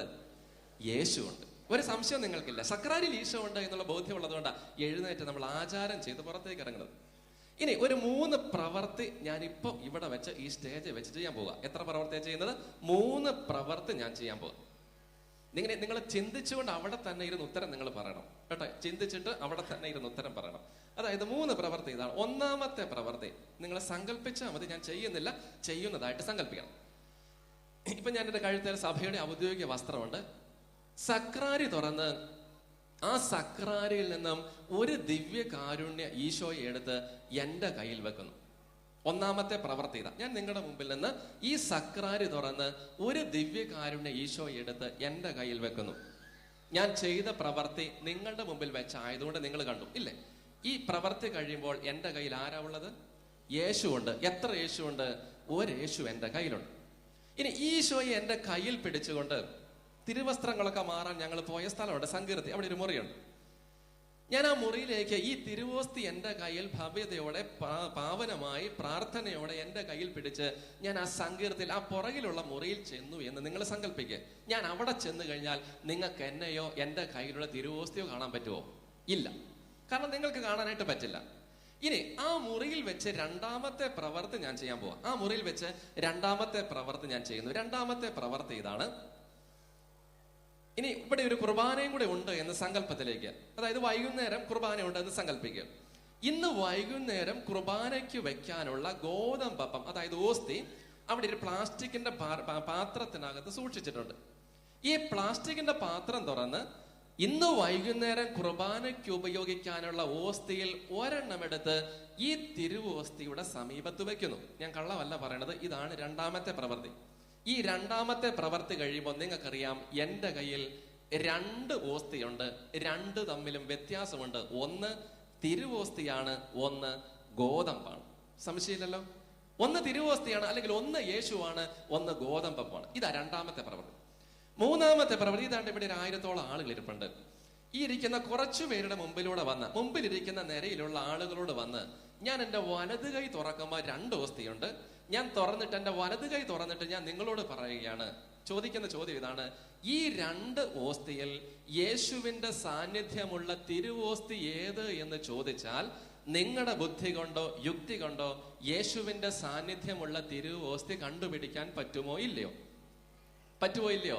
ഇല്ല. ഇതാ ജോൺ പോൾ രണ്ടാമൻ മാർപ്പ പറഞ്ഞ, മക്കളെ, ഈ പരമരഹസ്യത്തിന്റെ മുമ്പിൽ നിൽക്കുമ്പോൾ നിനക്കൊരു കാര്യം ബോധ്യപ്പെടും. കാരണം നിന്റെ ബുദ്ധിയും ഇതിനതീതമാണ്. നിന്റെ ബുദ്ധി കൊണ്ടോ യുക്തി കൊണ്ടോ ഈ പരിശുദ്ധ കുർബാനയിലുള്ള യേശുവിനെ മനസ്സിലാക്കാൻ പറ്റില്ല. കാരണം നിന്റെ ബുദ്ധി പരിമിതമാണ്. സ്വരം ഉയർത്തി പറഞ്ഞേ ഹല്ലേലൂയ. നിന്റെ ബുദ്ധി പരിമിതമാണ് എന്ന് ജോൺ പോൾ രണ്ടാമൻ മാർപ്പാപ്പ പറയുന്നത് സെന്റ് തോമസ് അക്വിനാസ് എന്ന് പറയുന്ന വലിയ ദൈവശാസ്ത്ര പണ്ഡിതനെ ഉദ്ധരിച്ചുകൊണ്ടാണ്. സെന്റ് തോമസ് അക്വിനാസ് എന്ന് പറയുന്ന വലിയ ദൈവശാസ്ത്ര പണ്ഡിതന്റെ യൂക്കറിസ്റ്റിക് ചിന്ത, അതായത് പരിശുദ്ധ കുർബാനയുടെ ദൈവശാസ്ത്രം കടമെടുത്തുകൊണ്ട് ജോൺ പോൾ രണ്ടാമൻ മാർപ്പാപ്പ പറഞ്ഞു. അതായത് സെന്റ് തോമസ് അക്വിനാസിന്റെ ചിന്ത കടമെടുത്തിട്ട് ജോൺ പോൾ രണ്ടാമൻ മാർപ്പാപ്പ ഇങ്ങനെയാണ് പറയുന്നത്. സെന്റ് തോമസ് അക്വിനാസ് പറയുകയാണ്, ഹ്യൂമൻ ബീയിങ് എന്ന് പറയുന്നത് ഫൈനൈറ്റ് ബീയിങ് ആണ്, അല്ലെങ്കിൽ ലിമിറ്റഡ് ബീയിങ് ആണ്. അതായത് ഇവിടെ ഇരിക്കുന്ന 1000 പേര് ഹ്യൂമൻ ബീയിങ്. നമ്മളൊക്കെ മനുഷ്യരാണ്, നമ്മൾ ദൈവങ്ങളല്ല, പിശാചുകളുമല്ല. ഇപ്പൊ ജോൺ പോൾ രണ്ടാമൻ മാർപ്പാപ്പ സെന്റ് തോമസ് അക്വിനാസ് ഉദ്ധരിച്ചുകൊണ്ട് പറയുകയാണ്, മനുഷ്യർ എന്ന് പറയുന്നത് ലിമിറ്റഡ് ആണ്, അല്ലെങ്കിൽ ഫൈനൈറ്റ് ആണ്. നമുക്കറിയാം ലിമിറ്റഡ് എന്ന് പറഞ്ഞാൽ പരിമിതി ഉള്ളവനാണ് മനുഷ്യന്. ഹ്യൂമൻ ബീയിങ് എന്ന് പറയുന്നത് ഫൈനൈറ്റ് ബീയിങ് ആണ്. ഒരു ദൈവശാസ്ത്ര ചിന്ത പറയാൻ വേണ്ടിയാണ് ഒരു ഫിലോസഫിക്കൽ ചിന്ത അവതരിപ്പിക്കുന്നത്, അല്ലെ നിങ്ങൾക്ക് മനസ്സിലാവില്ല. മനുഷ്യരെന്ന് പറയുന്നത് ലിമിറ്റഡ് ആണ്, അല്ലെങ്കിൽ പരിമിതി ഉള്ളവന്. മനുഷ്യന് പരിമിതിയുണ്ട്. അത് ഉദാഹരണം പറഞ്ഞാൽ, ഈ ലോകത്തിലെ എല്ലാ കാര്യങ്ങളും നമ്മൾ ആർക്കെങ്കിലും അറിയാമോ? ഈ ലോകത്തിലെ എല്ലാ കാര്യവും അറിയാമോ? കുറച്ച് കാര്യങ്ങളൊക്കെ നമുക്കൊക്കെ അറിയാം, എല്ലാ കാര്യങ്ങളും നമുക്ക് ആർക്കും അറിയില്ല. അതുകൊണ്ട് സെന്റ് തോമസ് അക്വീനാസ് പറഞ്ഞു, ഈ മനുഷ്യരെന്ന് പറയുന്നത് ഫൈനൈറ്റ് ആണ്, അവന് ചിന്തകൾക്ക് പരിമിതിയുണ്ട്, എല്ലാ കാര്യങ്ങളും അവൻ അറിയില്ല. ഇനി ഇതിന്റെ ഓപ്പോസിറ്റായി സെന്റ് തോമസ് അക്വീനാസ് പറയാണ്, ഗോഡ് എന്ന് പറയുന്നത് അൺലിമിറ്റഡ് ബീയിങ് അല്ലെങ്കിൽ ഇൻഫിനിറ്റ് ബീയിങ്. ശ്രദ്ധിച്ചാലേ മനസ്സിലാവുള്ളൂ. ഹ്യൂമൻ ബീയിങ് ഫൈനൈറ്റ് ബീയിങ് ആണെങ്കിൽ, ഗോഡ് എന്ന് പറയുന്നത് അൺലിമിറ്റഡ് ബീയിങ് ആണ്, അല്ലെങ്കിൽ ഇൻഫിനിറ്റ് ബീയിങ്. ഇൻഫിനിറ്റ് ബീയിങ് അല്ലെങ്കിൽ അൺലിമിറ്റഡ് ബീയിങ് എന്ന് പറഞ്ഞാൽ പരിമിതികളൊന്നും ദൈവത്തിനില്ല. ഇനി ചിന്തിക്കണം, ജോൺ പോൾ രണ്ടാമൻ മാർപ്പ പറയുന്നു, ഈ പരമരഹസ്യത്തിന്റെ മുമ്പിൽ നിൽക്കുമ്പോൾ നിന്റെ ബുദ്ധിയും യുക്തിയും പരിമിതമാണ് എന്ന് പറഞ്ഞാൽ, ഈ ബലിപീഠത്തിൽ കുർബാന മധ്യേ അവതരിക്കുന്നത് ആരാ? Is it infinite being or finite being? Infinite, അതായത് ദൈവമാണ് പരിശുദ്ധ കുർബാനയിൽ അവതരിക്കുന്നത്. ഇനി ഈ കുർബാനയിൽ പങ്കെടുക്കുന്നത് is it finite being or infinite being? കുർബാനയിൽ പങ്കെടുക്കുന്നത് ആരാ? ഫൈനൈറ്റ് ആണ്, അതായത് ലിമിറ്റഡ് ആയ ജീവികളാണ്, വിശ്വാസികളാണ് പങ്കെടുക്കുന്നത്. അതുകൊണ്ട് ഈ ലിമിറ്റഡ് ആയ എനിക്ക് ഒരിക്കലും ഈ അൺലിമിറ്റഡ് ആയ ദൈവത്തെ എന്റെ ബുദ്ധി കൊണ്ട് മനസ്സിലാക്കാനായിട്ട് കഴിയില്ല. അതുകൊണ്ടാണ് അദ്ദേഹം പറഞ്ഞത്, പരിശുദ്ധ കുർബാനയിലൂടെ മാത്രമേ പരിശുദ്ധ കുർബാനയിലെ യേശുവിനെ നിനക്ക് അനുഭവിക്കാനായിട്ട് കഴിയുള്ളൂ. സ്വരം ഉയർത്തി പറഞ്ഞേ ഹല്ലേലൂയ. സ്വല്പം കട്ടിയുള്ള ദൈവശാസ്ത്ര ചിന്തയായതുകൊണ്ടാണ് നിങ്ങൾക്ക് ബുദ്ധിമുട്ട്. ഇതിനപ്പുറത്തേക്ക് ലളിതമാക്കേണ്ട കാര്യമില്ല. ഉറക്കെ എന്നോട് പറയാം hallelujah. Because we are highly educated. നിങ്ങൾ എഡ്യൂക്കേറ്റഡ് ആയ ഒരു കമ്മ്യൂണിറ്റി ആയതുകൊണ്ട് ഇതിലപ്പുറത്തേക്ക് ഡൈല്യൂട്ട് ചെയ്യേണ്ട കാര്യമില്ല. ഇനി അദ്ദേഹം പറഞ്ഞു, പരിശുദ്ധ കുർബാനയിലൂടെയാണ് കുർബാനയിലെ യേശുവിനെ അനുഭവിക്കേണ്ടതെങ്കിൽ എങ്ങനെയാണ് കുർബാന അർപ്പിക്കേണ്ടത്? ഈ ഒരു ചിന്തയാണ് എനിക്ക് കൂടുതലായിട്ട് പറയാനുള്ളത്. അതായത് നമ്മുടെ ചിന്ത ഇത്രയേ ഉള്ളൂ, കുർബാനയുടെ സമയം എൻ്റെ ദൈവത്തോട് നന്ദി പറയാനുള്ള സമയമാണ്. ഉച്ചത്തിലൊന്ന് പറഞ്ഞേ ഹല്ലേലൂയ. എല്ലാവരും ഒന്ന് പറഞ്ഞേ, കുർബാന എന്നാൽ ഇത് എന്തിനുള്ള സമയമാണ്? ഒത്ര വെച്ച പറഞ്ഞേ, കുർബാന എന്നാൽ ഇത് നന്ദിയുടെ പ്രാർത്ഥനയാണ്, സ്തുതിയുടെ സമയമാണ് കുർബാന. സ്വരം ഉയർത്തിക്കേ ഹല്ലേലൂയ. ഏറ്റവും ലളിതമാക്കി നമ്മുടെ ലിറ്റർജി വെച്ച് ഞാൻ പറയാം, നമ്മുടെ കുർബാന ക്രമത്തിലെ ഭൂരിപക്ഷം പ്രാർത്ഥനകളും അവസാനിപ്പിക്കുന്ന പദങ്ങൾ നമുക്കറിയാം. ഞങ്ങൾ അങ്ങേക്ക് സ്തുതിയും, പറഞ്ഞോ, സ്തുതിയും കൃതജ്ഞതയും ആരാധനയും സമർപ്പിക്കുന്നു. ഞങ്ങൾ അങ്ങേക്ക് സ്തുതിയും ബഹുമാനവും കൃതജ്ഞതയും ആരാധനയും. ഏറ്റവും ലളിതമായിട്ട് പറഞ്ഞാൽ നമുക്ക് മനസ്സിലാകും. നമ്മൾ എല്ലാവരും ഒരേ ലിറ്റർജി ഫോളോ ചെയ്യുന്നവരായതുകൊണ്ട് ഞാൻ ഈ വാക്ക് പറഞ്ഞത്. ഇനി ജോൺ പോൾ രണ്ടാമൻ മാർപ്പാപ്പ പറയുകയാണ്, ഈ പരിശുദ്ധ കുർബാനയിലുള്ള യേശുവിനെ കൂടുതലായി അനുഭവിക്കണമെങ്കിൽ, എക്സ്പീരിയൻസ് ചെയ്യണമെങ്കിൽ, തിരുസഭയോട് ചേർന്നും തിരുസഭ പറയുന്നത് പോലെയും പരിശുദ്ധ കുർബാനയിൽ പങ്കെടുക്കണം. ഉച്ചത്തിലെന്ന് പറഞ്ഞേ ഹല്ലേലൂയ. അതായത് ഈ ഭാഗം ഞങ്ങളോടായിട്ട് പറയുകയാണ്, ഈ ജനത്തിന്, ഈ ഇരിക്കുന്ന മഹാഭൂരിപക്ഷം ജനത്തിനും വിശുദ്ധ കുർബാന അനുഭവിക്കണമെങ്കിൽ സഭ പറയുന്നത് പോലെ അച്ഛാ നീ കുർബാന അർപ്പിക്കുക. ഞങ്ങളോട് പറയുക, ഇതിനകത്ത് പരിശുദ്ധ പിതാവ് പറയുക, സഭ പറയുന്നത് പോലെ നിങ്ങൾ കുർബാന അർപ്പിക്കുക, ഞങ്ങളോട് പറയുക. അപ്പൊ ഓർക്കണം, തിരുസഭ ആഗ്രഹിക്കുന്നത് പോലെയും സഭയുടെ രീതി അനുസരിച്ചും പ്രബോധനം അനുസരിച്ചും വിശുദ്ധ കുർബാന അർപ്പിച്ചാലേ താഴെ നിൽക്കുന്നവന് ആ അനുഭവം സ്വന്തമാക്കാനായിട്ട് കഴിയുള്ളൂ. ഒന്നുകൂടെ ഒന്ന് പറഞ്ഞേ ഹല്ലേലൂയ. മടുക്കാതെ പറഞ്ഞേ ഹല്ലേലൂയ. സമൂഹത്തിലെ പുരുഷന്മാര് മാത്രം, ജെൻസ് മാത്രം ഒന്ന് പറഞ്ഞേ ഹല്ലേലൂയ. ലേഡീസ് മാത്രം ഒന്ന് പറഞ്ഞേ ഹല്ലേലൂയ. ഞാൻ പറയാത്ത ഒരാൾ ഇതിന്റെ ഇടയ്ക്ക് വന്നത്. ഉറക്കെ ഹല്ലേലൂയ. യേശുവേ നന്ദി.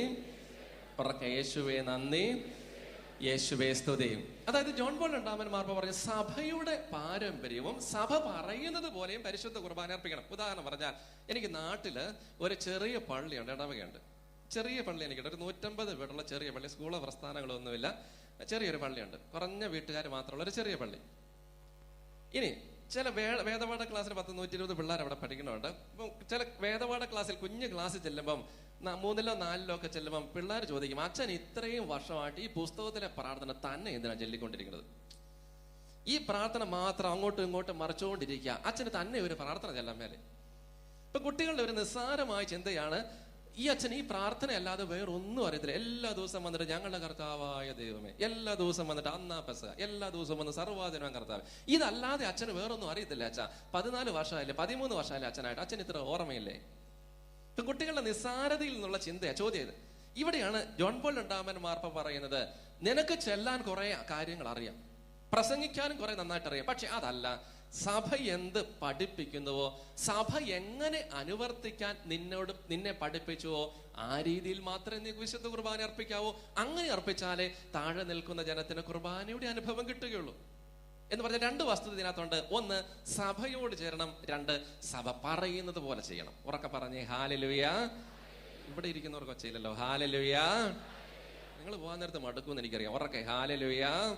ഇപ്പൊ സഭ പറയുന്നത് പോലെയും സഭയോട് ചേർന്ന് പരിശുദ്ധ കുർബാന അർപ്പിച്ചാലേ പരിശുദ്ധ കുർബാന അനുഭവിക്കാൻ പറ്റുള്ളൂ. ഇനി എങ്ങനെ കുർബാന അർപ്പിക്കണമെന്ന് ജോൺ പോൾ രണ്ടാമൻ മാർപ്പാപ്പ സഭയും വിശുദ്ധ കുർബാനയും എന്നുള്ള ചാക്രിക ലേഖനത്തിൽ പഠിപ്പിക്കുന്നു.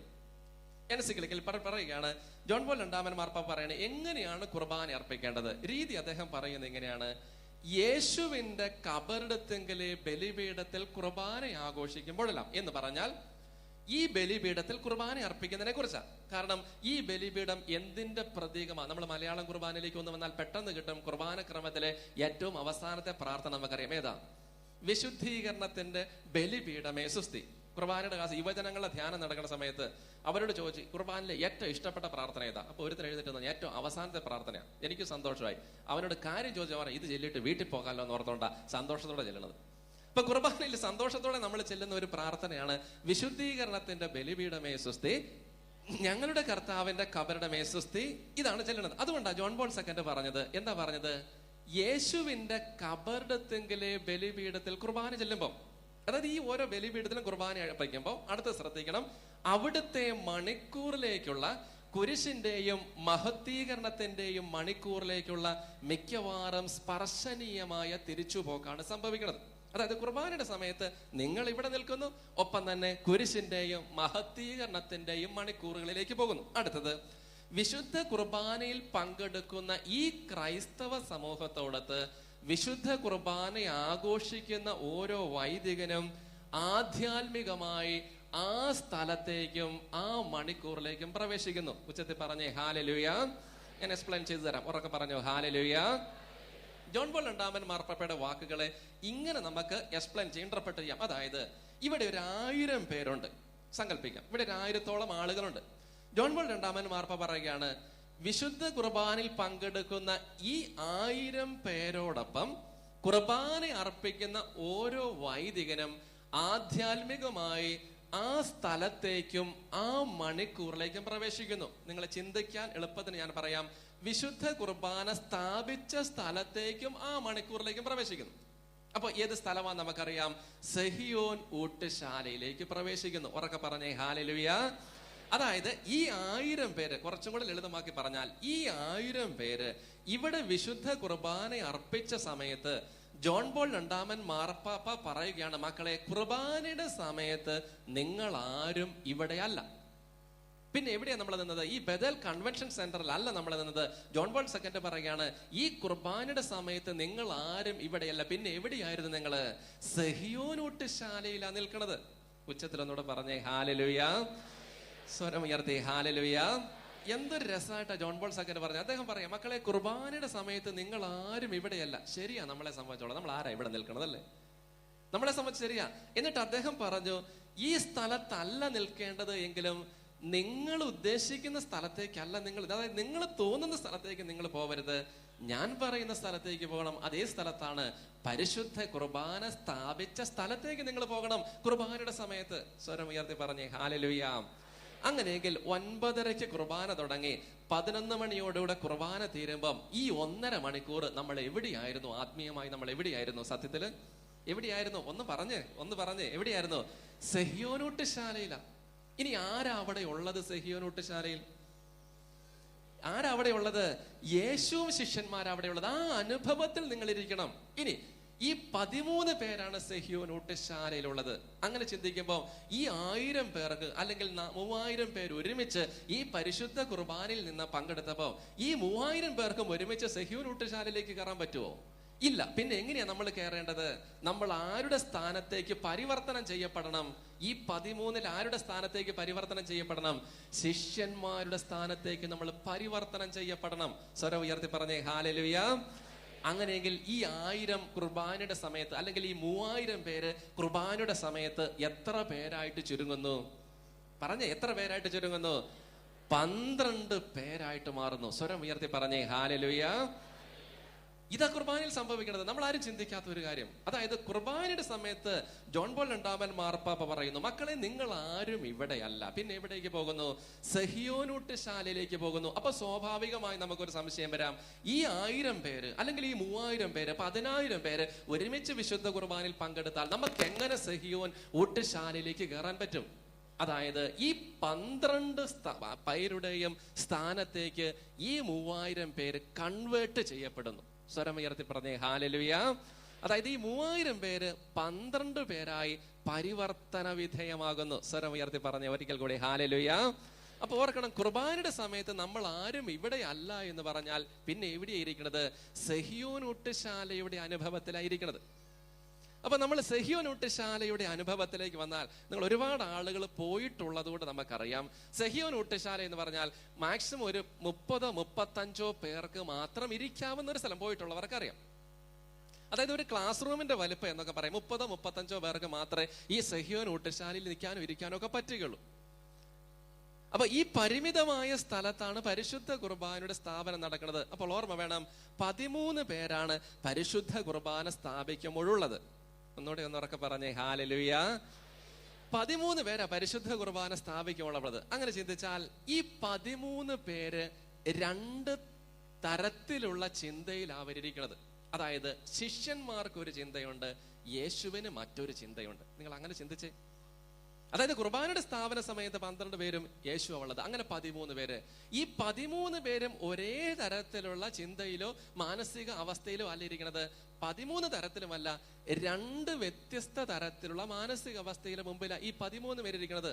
ഏതൊക്കെയാന്ന് ചോദിച്ചാൽ, 1 യേശു അനുഭവിക്കുന്ന ഒരു മാനസിക വേദന, 2 ശിഷ്യന്മാരുടെ ഒരു മാനസിക അവസ്ഥ. ഇനി ചിന്തിക്കണം, യേശു അനുഭവിച്ച മാനസികമായ അവസ്ഥ സന്തോഷത്തിൻ്റെതായിരുന്നില്ല, തീവ്ര വേദനയുടേതായിരുന്നു. ഉറക്കെ ഒന്ന് പറഞ്ഞേ ഹല്ലേലൂയ. ഒന്നുകൂടെ നമ്മൾ ചിന്തിക്കണമേ, കുർബാന എന്ന് പറഞ്ഞാൽ അത് എൻ്റെ ദൈവത്തോട് നന്ദി പറയാനുള്ള സമയമാണ് എങ്കിൽ കുർബാന സ്ഥാപിക്കാൻ ഇരിക്കുന്ന യേശുവിന്റെ മനസ്സിന്റെ അവസ്ഥ സന്തോഷത്തിൻ്റെതാണോ വേദനയുടേതാണോ? വേദനയുടേത്. എന്തുകൊണ്ടാ യേശു വേദനിച്ചത് നമുക്കറിയാം. ശിഷ്യന്മാരിരിക്കുന്നത് സന്തോഷത്തിന്റെ നടുവിലുമാണ്. അതായത് 2 വ്യത്യസ്ത മാനസിക അവസ്ഥയുടെ നടുവിലാണ് പരിശുദ്ധ കുർബാനയുടെ സ്ഥാപനം നടക്കുന്നത്. ചിന്തിച്ചു നോക്കിയേ. ഇപ്പൊ സഹിയോൻ മാളികമുറിയിൽ നമ്മൾ ഇരിക്കുന്ന ഒരു ചിന്തയിലേക്ക് വന്നാൽ, 2 തരത്തിലുള്ള വ്യത്യസ്ത മാനസിക അവസ്ഥയുടെ നടുവിലാണ് പരിശുദ്ധ കുർബാനയുടെ സ്ഥാപനം. ഏതൊക്കെയാ 2 വ്യത്യസ്ത മാനസിക അവസ്ഥ? 1 തീവ്ര വേദന അനുഭവിക്കുന്ന യേശു, 2 സന്തോഷത്തോടെ ഇരിക്കുന്ന ശിഷ്യന്മാര്. ഇനി ചിന്തിച്ച്, യേശു എന്തുകൊണ്ടാണ് വേദനിച്ചത്? സഹിയോൻ ഊട്ടുശാലയിൽ ശിഷ്യന്മാരോടൊപ്പം പെസഹ ആചരിക്കാനിരിക്കുന്ന യേശു എന്തുകൊണ്ടാ തീവ്ര വേദന കൊണ്ട് അവൻ നിറഞ്ഞത്? എന്തുകൊണ്ടാ? അതായത് സംഭവിക്കാൻ പോകുന്ന കാര്യങ്ങൾ യേശുവിനറിയാം. ഈ 13 പേരോടൊപ്പം അന്ത്യത്താഴത്തിന്റെ മുമ്പിലിരിക്കുമ്പോൾ ഈ 13 പേരിൽ യേശുവിന് മാത്രമേ അറിയുള്ളൂ ഇത് എന്ത് അത്താഴമാ, ലാസ്റ്റ് സപ്ര, ഇത് അവസാനത്തേതാണെന്ന് യേശുവിന് മാത്രമേ അറിയുള്ളൂ. ഇതാ യേശു വേദനിക്കുന്നത്. സംഭവിക്കാൻ പോകുന്ന കാര്യങ്ങളിൽ അവൻ മുൻകൂട്ടി കണ്ടു. എന്തൊക്കെയാ സംഭവിക്കാൻ പോകുന്നത്? മരണം വരെയുള്ള കാര്യങ്ങൾ അവന്റെ മുമ്പിൽ നിൽക്കുക. സ്വരം ഉയർത്തി എന്ന് പറഞ്ഞേ ഹല്ലേലൂയ.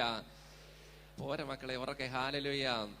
ഇനി ശിഷ്യന്മാര്, ഞാൻ പറഞ്ഞു, വേദനയിലല്ല സന്തോഷത്തിലായിരിക്കുന്നത്. എന്തുകൊണ്ടാണ് ശിഷ്യന്മാര് സന്തോഷിച്ചത്? ശിഷ്യന്മാര് സന്തോഷിച്ചത് എന്തുകൊണ്ടായിരിക്കും? നമുക്കറിയാം, ശിഷ്യന്മാരിരിക്കുന്നത് തിന്നാൻ വേണ്ടിയാ, ഭക്ഷണം കഴിക്കാൻ വേണ്ടിയാ.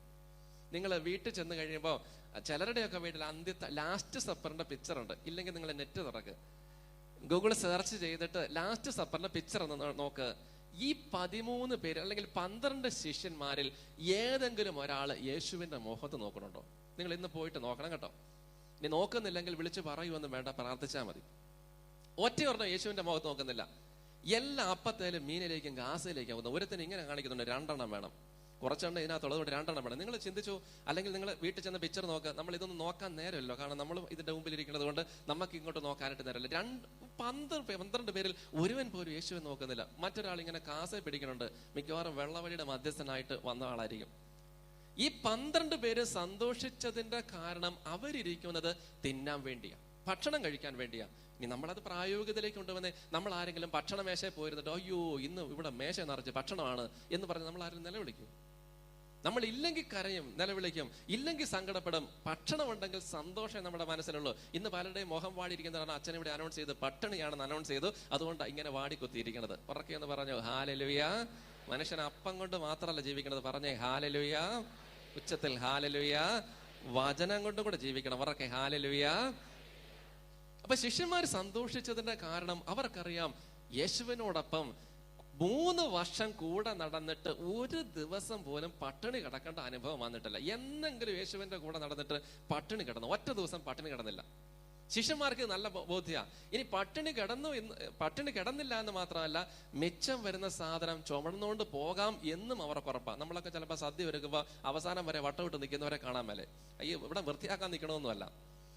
അപ്പൊ ശിഷ്യന്മാർക്ക് നല്ല ബോധ്യമുണ്ട്, ഇവനോടൊപ്പം ഇരുന്നിട്ട് ഇന്ന് വരെ പട്ടിണി കിടന്നിട്ടില്ല. ഇനി കിടന്നില്ല എന്ന് മാത്രമല്ല, വയറ് നിറഞ്ഞു കവിഞ്ഞാലും ഇത് കൊണ്ടുപോകാനുള്ളതും കിട്ടും. അതായത് 5 അപ്പം കൊണ്ട് 5000 പേരെ തീറ്റി തൃപ്തരാക്കി. മിച്ചം വന്ന അപ്പക്കഷ്ണം 12 കൊട്ട വരെ നിറച്ചു കൊടുത്തു. എന്തിനാ 12 കൊട്ട എന്നറിയാം ഇല്ലേ? 12 പേരുണ്ട്, അതിനകത്ത് ഒരെണ്ണം വാങ്ങാനും കുറഞ്ഞു പോയുള്ള അവസ്ഥയൊന്ന് ആലോചിച്ച് നോക്കി. ഒരെണ്ണം കുറഞ്ഞു പോയാൽ അതുകൊണ്ട് ഇവന്മാർ ഇത്രയൊക്കെ ഉള്ളൂ, അതുകൊണ്ട് യേശുവിന് നന്നായിട്ട് അറിയാം, ഒന്നും മനസ്സിലാകാത്തവന്മാര്. ഇതാ ശിഷ്യന്മാരുടെ മുമ്പിൽ ഇരിക്കുമ്പോ യേശു അനുഭവിച്ച ഏറ്റവും വലിയ, അതായത് 2 വ്യത്യസ്ത മാനസിക അവസ്ഥയുടെ നടുവില മക്കളെ പരിശുദ്ധ കുർബാനയുടെ സ്ഥാപനം. ഉറക്കെ എന്ന് പറഞ്ഞേ ഹല്ലേലൂയ. ഇത് പോരല്ലോ, ഉറക്കെ ഹല്ലേലൂയ. 2 വ്യത്യസ്ത മാനസികാവസ്ഥ. ഒന്ന് പറഞ്ഞാൽ വേദനയുടെ തീവ്രമായ കഠോരമായ വേദനയുടെ മുമ്പിലിരിക്കുന്ന യേശു. 2, ഇതൊന്നും മനസ്സിലാകാതെ ഇരിക്കുന്ന 12 ശിഷ്യന്മാര്. ഇതാ യേശു അനുഭവിച്ച ഏറ്റവും വലിയ വേദന. യേശു അനുഭവിച്ച ഏറ്റവും വലിയ വേദന ഇതാണ്. 3 വർഷം ഇവന്മാരെ കൂടെ കൊണ്ട് നടന്നിട്ട് യേശുവിനെ മനസ്സിലാക്കാൻ ഈ 12 പേർക്കുമായില്ല. ഇവിടെ ഇരിക്കുന്ന നിങ്ങളെല്ലാം ഭൂരിപക്ഷ ആളുകളും വിവാഹിതരാണല്ലോ. നിങ്ങൾ ഭാര്യ ഭർത്താക്കന്മാർ ഒരുമിച്ച കുറെ പേര് വന്നിരിക്കുന്നത് ഇല്ല. വിവാഹിതർക്ക് മാത്രം ചിന്തിച്ചാൽ പെട്ടെന്ന് ഉത്തരം കിട്ടുന്ന ഒരു ഉദാഹരണം ഞാൻ പറയും. ഈ വിവാഹിതരായ നിങ്ങളുടെ ജീവിതത്തിലെ ഏറ്റവും സങ്കടകരമായ വേദന എന്ന് പറയുന്നത്, വിവാഹിതരോടാണ് ഞാൻ പറയുന്നത്, നിങ്ങളുടെ ജീവിതത്തിലെ ഏറ്റവും സങ്കടകരമായ വേദന എന്ന് പറയുന്നത് നിങ്ങൾക്ക് സാമ്പത്തികമായ ബുദ്ധിമുട്ട് വന്നതോ രോഗം വന്നതോ വീട് നഷ്ടപ്പെട്ടതോ ഒന്നുമല്ല. നിങ്ങളുടെ ജീവിതത്തിലെ ഏറ്റവും സങ്കടകരമായ വേദനയുടെ അനുഭവം നിങ്ങളുടെ ജീവിത പങ്കാളി നിങ്ങളെ മനസ്സിലാക്കുന്നതിൽ പരാജയപ്പെട്ടാൽ അതാകാം നിങ്ങളുടെ ജീവിതത്തിലെ ഏറ്റവും വലിയ സങ്കടകരമായ മുഹൂർത്തം. അച്ഛൻ പറയുന്നത് ശരിയാണെങ്കിൽ ഉറക്കെ പറഞ്ഞോ ഹല്ലേലൂയ. തെറ്റാണെങ്കിൽ പറഞ്ഞേ ഹല്ലേലൂയ. അത് പെണ്ണ് കെട്ടാത്തവന്മാരായിരിക്കും, സാരമില്ല, പിന്നെ അനുഭവിച്ചോളവന്മാരൊക്കെ. അതുകൊണ്ട് അതൊക്കെ മായ്ച്ചു കളഞ്ഞിട്ട് പറഞ്ഞോ ഹല്ലേലൂയ.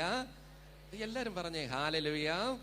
അപ്പൊ യേശു അനുഭവിക്കുന്ന ഒരു വേദന ഇതാണ്. 3 വർഷം കൂടെ കൊണ്ട് നടന്നിട്ട് യേശുവിനെ മനസ്സിലാക്കാൻ ശിഷ്യന്മാർക്ക് ആർക്കും ആയില്ല. സോജിയച്ഛൻ ഒരുപാട് ശുശ്രൂഷരെ ആത്മീയ ശുശ്രൂഷയിലേക്ക് കൊണ്ട് നടക്കുന്നുണ്ട്. എന്തെങ്കിലും ഒരു പ്രതിസന്ധി വരുമ്പോൾ അച്ഛനോടൊപ്പം നിൽക്കാൻ ഈ അച്ഛന്റെ കൂടെ നിൽക്കുന്ന 100 പ്രേക്ഷിതർക്ക് കഴിയാതെ വന്നാൽ ഞാൻ പറയും സോജിയച്ഛൻ മാനസികമായി തകരുന്ന നിമിഷം അതായിരിക്കും. ഞാൻ പറയുന്നത് ശരിയല്ലേ? ഇതാ യേശു അനുഭവിച്ച ഏറ്റവും. മക്കളെ ചിന്തിച്ചേ, സെഹിയോൻ മാളികമറയിൽ പരിശുദ്ധ കുർബാന അർപ്പിക്കുന്ന സമയത്ത് യേശു തീവ്രമായ വേദനയുടെ നടുവിലായിരിക്കുന്നത്. ഒന്ന്, സംഭവിക്കാൻ പോകുന്ന കാര്യങ്ങളെല്ലാം അവൻ അറിയാം. എന്തൊക്കെയാ സംഭവിക്കുന്നത്? ഈ പരിശുദ്ധ കുർബാന സ്ഥാപിച്ചതിന് ശേഷം ഗാഗുൽത്താ മലയിൽ മരിക്കുന്ന സംഭവങ്ങൾ വരെയുള്ളത് മുഴുവനും അവന്റെ മനസ്സിലൂടെ കടന്നു പോവുക. കാരണം അവൻ ദൈവപുത്രനാണ്. സ്വരം ഉയർത്തി പറഞ്ഞേ ഹല്ലേലൂയ.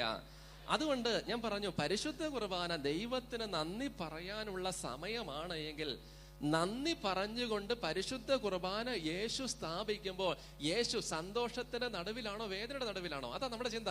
വേദനയുടെ നടുവില. ഈ വേദനയുടെ നടുവില അവൻ പിതാവിനെ മഹത്വപ്പെടുത്തുന്നത്. അതുകൊണ്ട് മക്കളെ, ഈ 12 ശിഷ്യന്മാരുടെ മുഖത്ത് നോക്കുമ്പം വേദന മാത്രം പ്രതിഫലമായി യേശു അനുഭവിക്കുന്നത് കൊണ്ട് ഈശോ ചെയ്ത ഒരു കാര്യമുണ്ട്. അവൻ ചുറ്റുപാടുകളിലേക്കും അവന്റെ ദൃഷ്ടി കൊണ്ടുപോയി.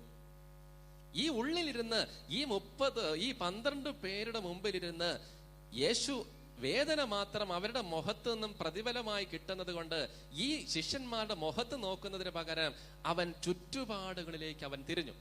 ആത്മീയമായി മാത്രമേ ചിന്തിക്കാവൂ. അതായത് ഈ പെസഹ ശിഷ്യന്മാരോടൊപ്പം ആചരിച്ചതിന് ശേഷം അവൻ കടന്നു പോകുന്ന വഴികളെ കുറിച്ചുള്ള എല്ലാ ചിന്തകളും അവന്റെ മനസ്സിലേക്ക് വന്നു. സ്വരമുയർത്തി എന്ന് പറഞ്ഞേ ഹല്ലേലൂയ. അതായത് മനസ്സിന്റെ വേദന കുറയ്ക്കാൻ വേണ്ടി അവൻ കടന്നു പോകുന്ന വഴികളെ കുറിച്ചുള്ള ചിന്തയും സ്ഥലത്തെക്കുറിച്ചുള്ള ചിന്തയും അവന്റെ മനസ്സിൽ വന്നു. അതായത് പെസഹ ആചരിച്ചതിന് ശേഷം യേശു ആദ്യം ഇറങ്ങിച്ചെല്ലുന്ന സ്ഥലം നമുക്കറിയാം, ഗസ്സമൻ തോട്ടവും കെദ്രോൻ താഴ്വരയും.